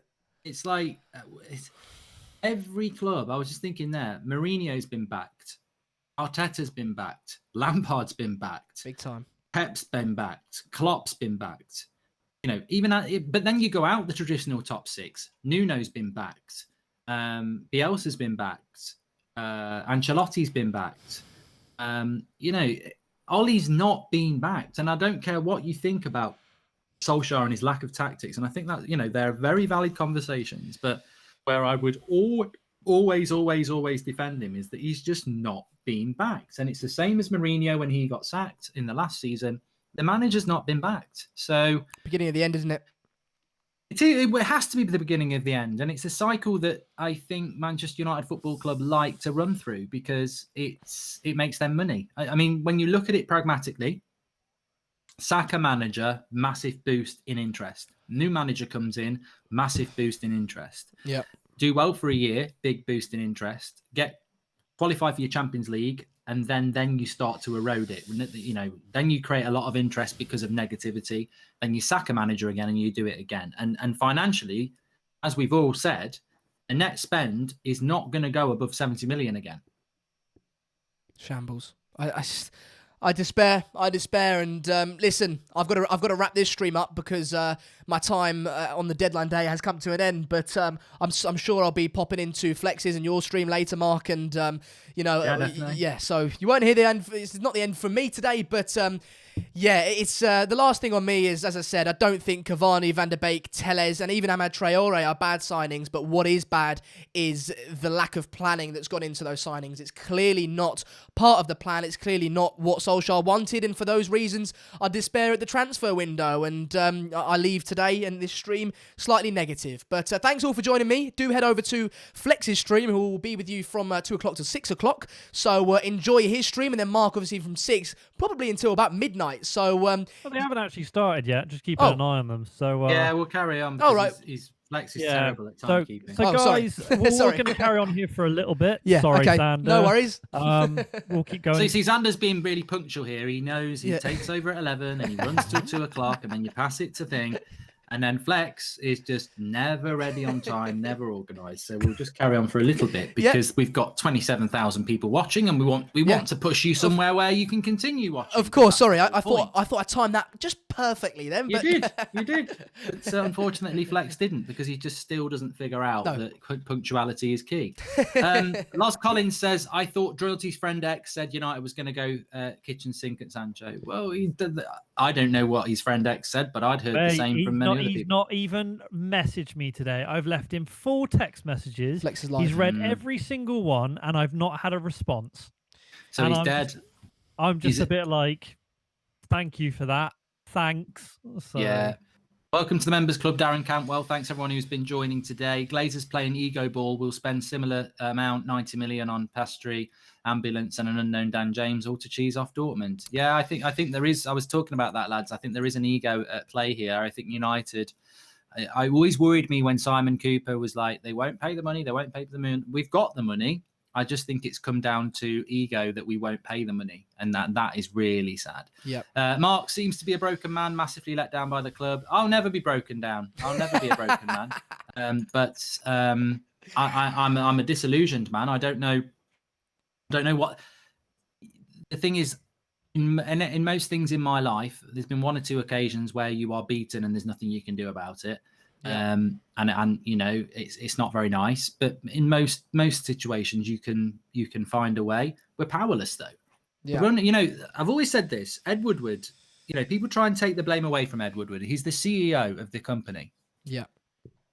Yes, he's probably the Glazers' bitch. I don't know, but he is still the CEO of the company, and he has made bad decisions. And unfortunately, he's got all that millions of United fans' emotions in his hands, and you know, the Glazers and him are the problem at Manchester United, and they need to be removed. 80 million in Traore to Dortmund for Sancho, says MVs. I don't even know what sort of madness that is. We need a public statement from Woodward on the window this after. He won't needs do it. putting on the spot. He won't Steve come out and Davies. publicly defend what he's done, or there's no clarity. That's the issue as well, isn't it? There's no clarity between the Manchester United board and the fans. There's no open line of communication, it doesn't seem, and there's just such a distance between the two. And no, he won't do it. He won't do it. He'll justify, if anything, he'll justify what he's done. No, we've always thought Dembele was a great player, but he clearly didn't, because otherwise we'd know about that deal since August. Sancho's the guy you wanted. You absolutely shat yourself. Sorry to swear, but you did. You bottled it, and you don't want to pay the money. And so now we've missed out on a top talent. Next year, it'll only be more expensive. There'll be competition for him. Goodbye, Jadon Sancho. We've got Ousmane Dembele potentially. So listen, absolute shambles from the Manchester United board. Make no mistake about it. But I think, Mark, what you said earlier is true to an extent, where you think almost, oh, I would take Dembele now over nothing. Do you know what I mean? But that's the sad state of reality that we're in now as Manchester United fans. I don't want Dembele. The only reason I'd say that is I just can't be arsed with another 2 weeks where basically it's like going from the Champions League to the Europa League, because this championship transfer window is still open for 2 weeks. All the good player transfer window closes at 11. I have got no appetite to spend 2 weeks talking about whether we're going to buy Ismail Sarr or Charlie or David Brooks. Yeah. And that is what will happen if we don't get a right winger today. I don't want to do that. I don't want to be in the Europa League, and I don't want to be in the Poundland transfer window. So, God, just get it. It's going to be, if it's going to be shit, just get it over. Just get Dembele, do the world's worst ever deal. Yeah. Please don't take us into another timeout bloody Poundland transfer window where we're like, is it Brooks or Sarr? I don't care. I don't care anymore. Just do it. Just do it. Yeah, just do Dembele. Get out. We're with Adidas, but we should be with Nike, because we all just want them just to do it. Just do it. Yeah. Get it over and done with. Guys, Flex is live now. I can see your comments. Flex is live now. So I presume Drawty's put it in the link in the description. Yep. So do head over to that. Stream 2 link is in the video description. It's beneath Amad Traore and Dembele. So hit the link there. Flex is live with KG. Back to you, Sander. Yeah, he's live with KG, so he'll be live with you till 6 o'clock, and then Goldbridge will take it up from there until about midnight. We want to say a quick thank you to Boohoo Man for sponsoring the Deadline Day streams today. Of course, you can get your £800 voucher. That link is, of course, in the description as well, so thanks to them. But thank you so much for watching. Mark, Drawty, thanks for joining me this morning. Thank you. We will have Sander on again later. I'll be in the studio from 6. Flex is doing the next 4 hours. I'm going to quickly jump on there so we can raid over there if you want, because I feel I have to face up to the fucking 0% crew. You know, they'll be smiling, but I don't. It's like smiling at your own funeral. You're dead, you know. So the reality is, we'll pop over there, and obviously we'll get Xander and Drawty back on later. I'm going to get Paul, one of the mods, on later. He's not been on for a while as well, so. But yeah, let's all hop over onto them and see what they're doing. They're probably gloating that they've got it right. Let's find out. See you guys there. Thanks all for joining us, and we'll see you guys later in the day and on Flex's stream. Ta-da!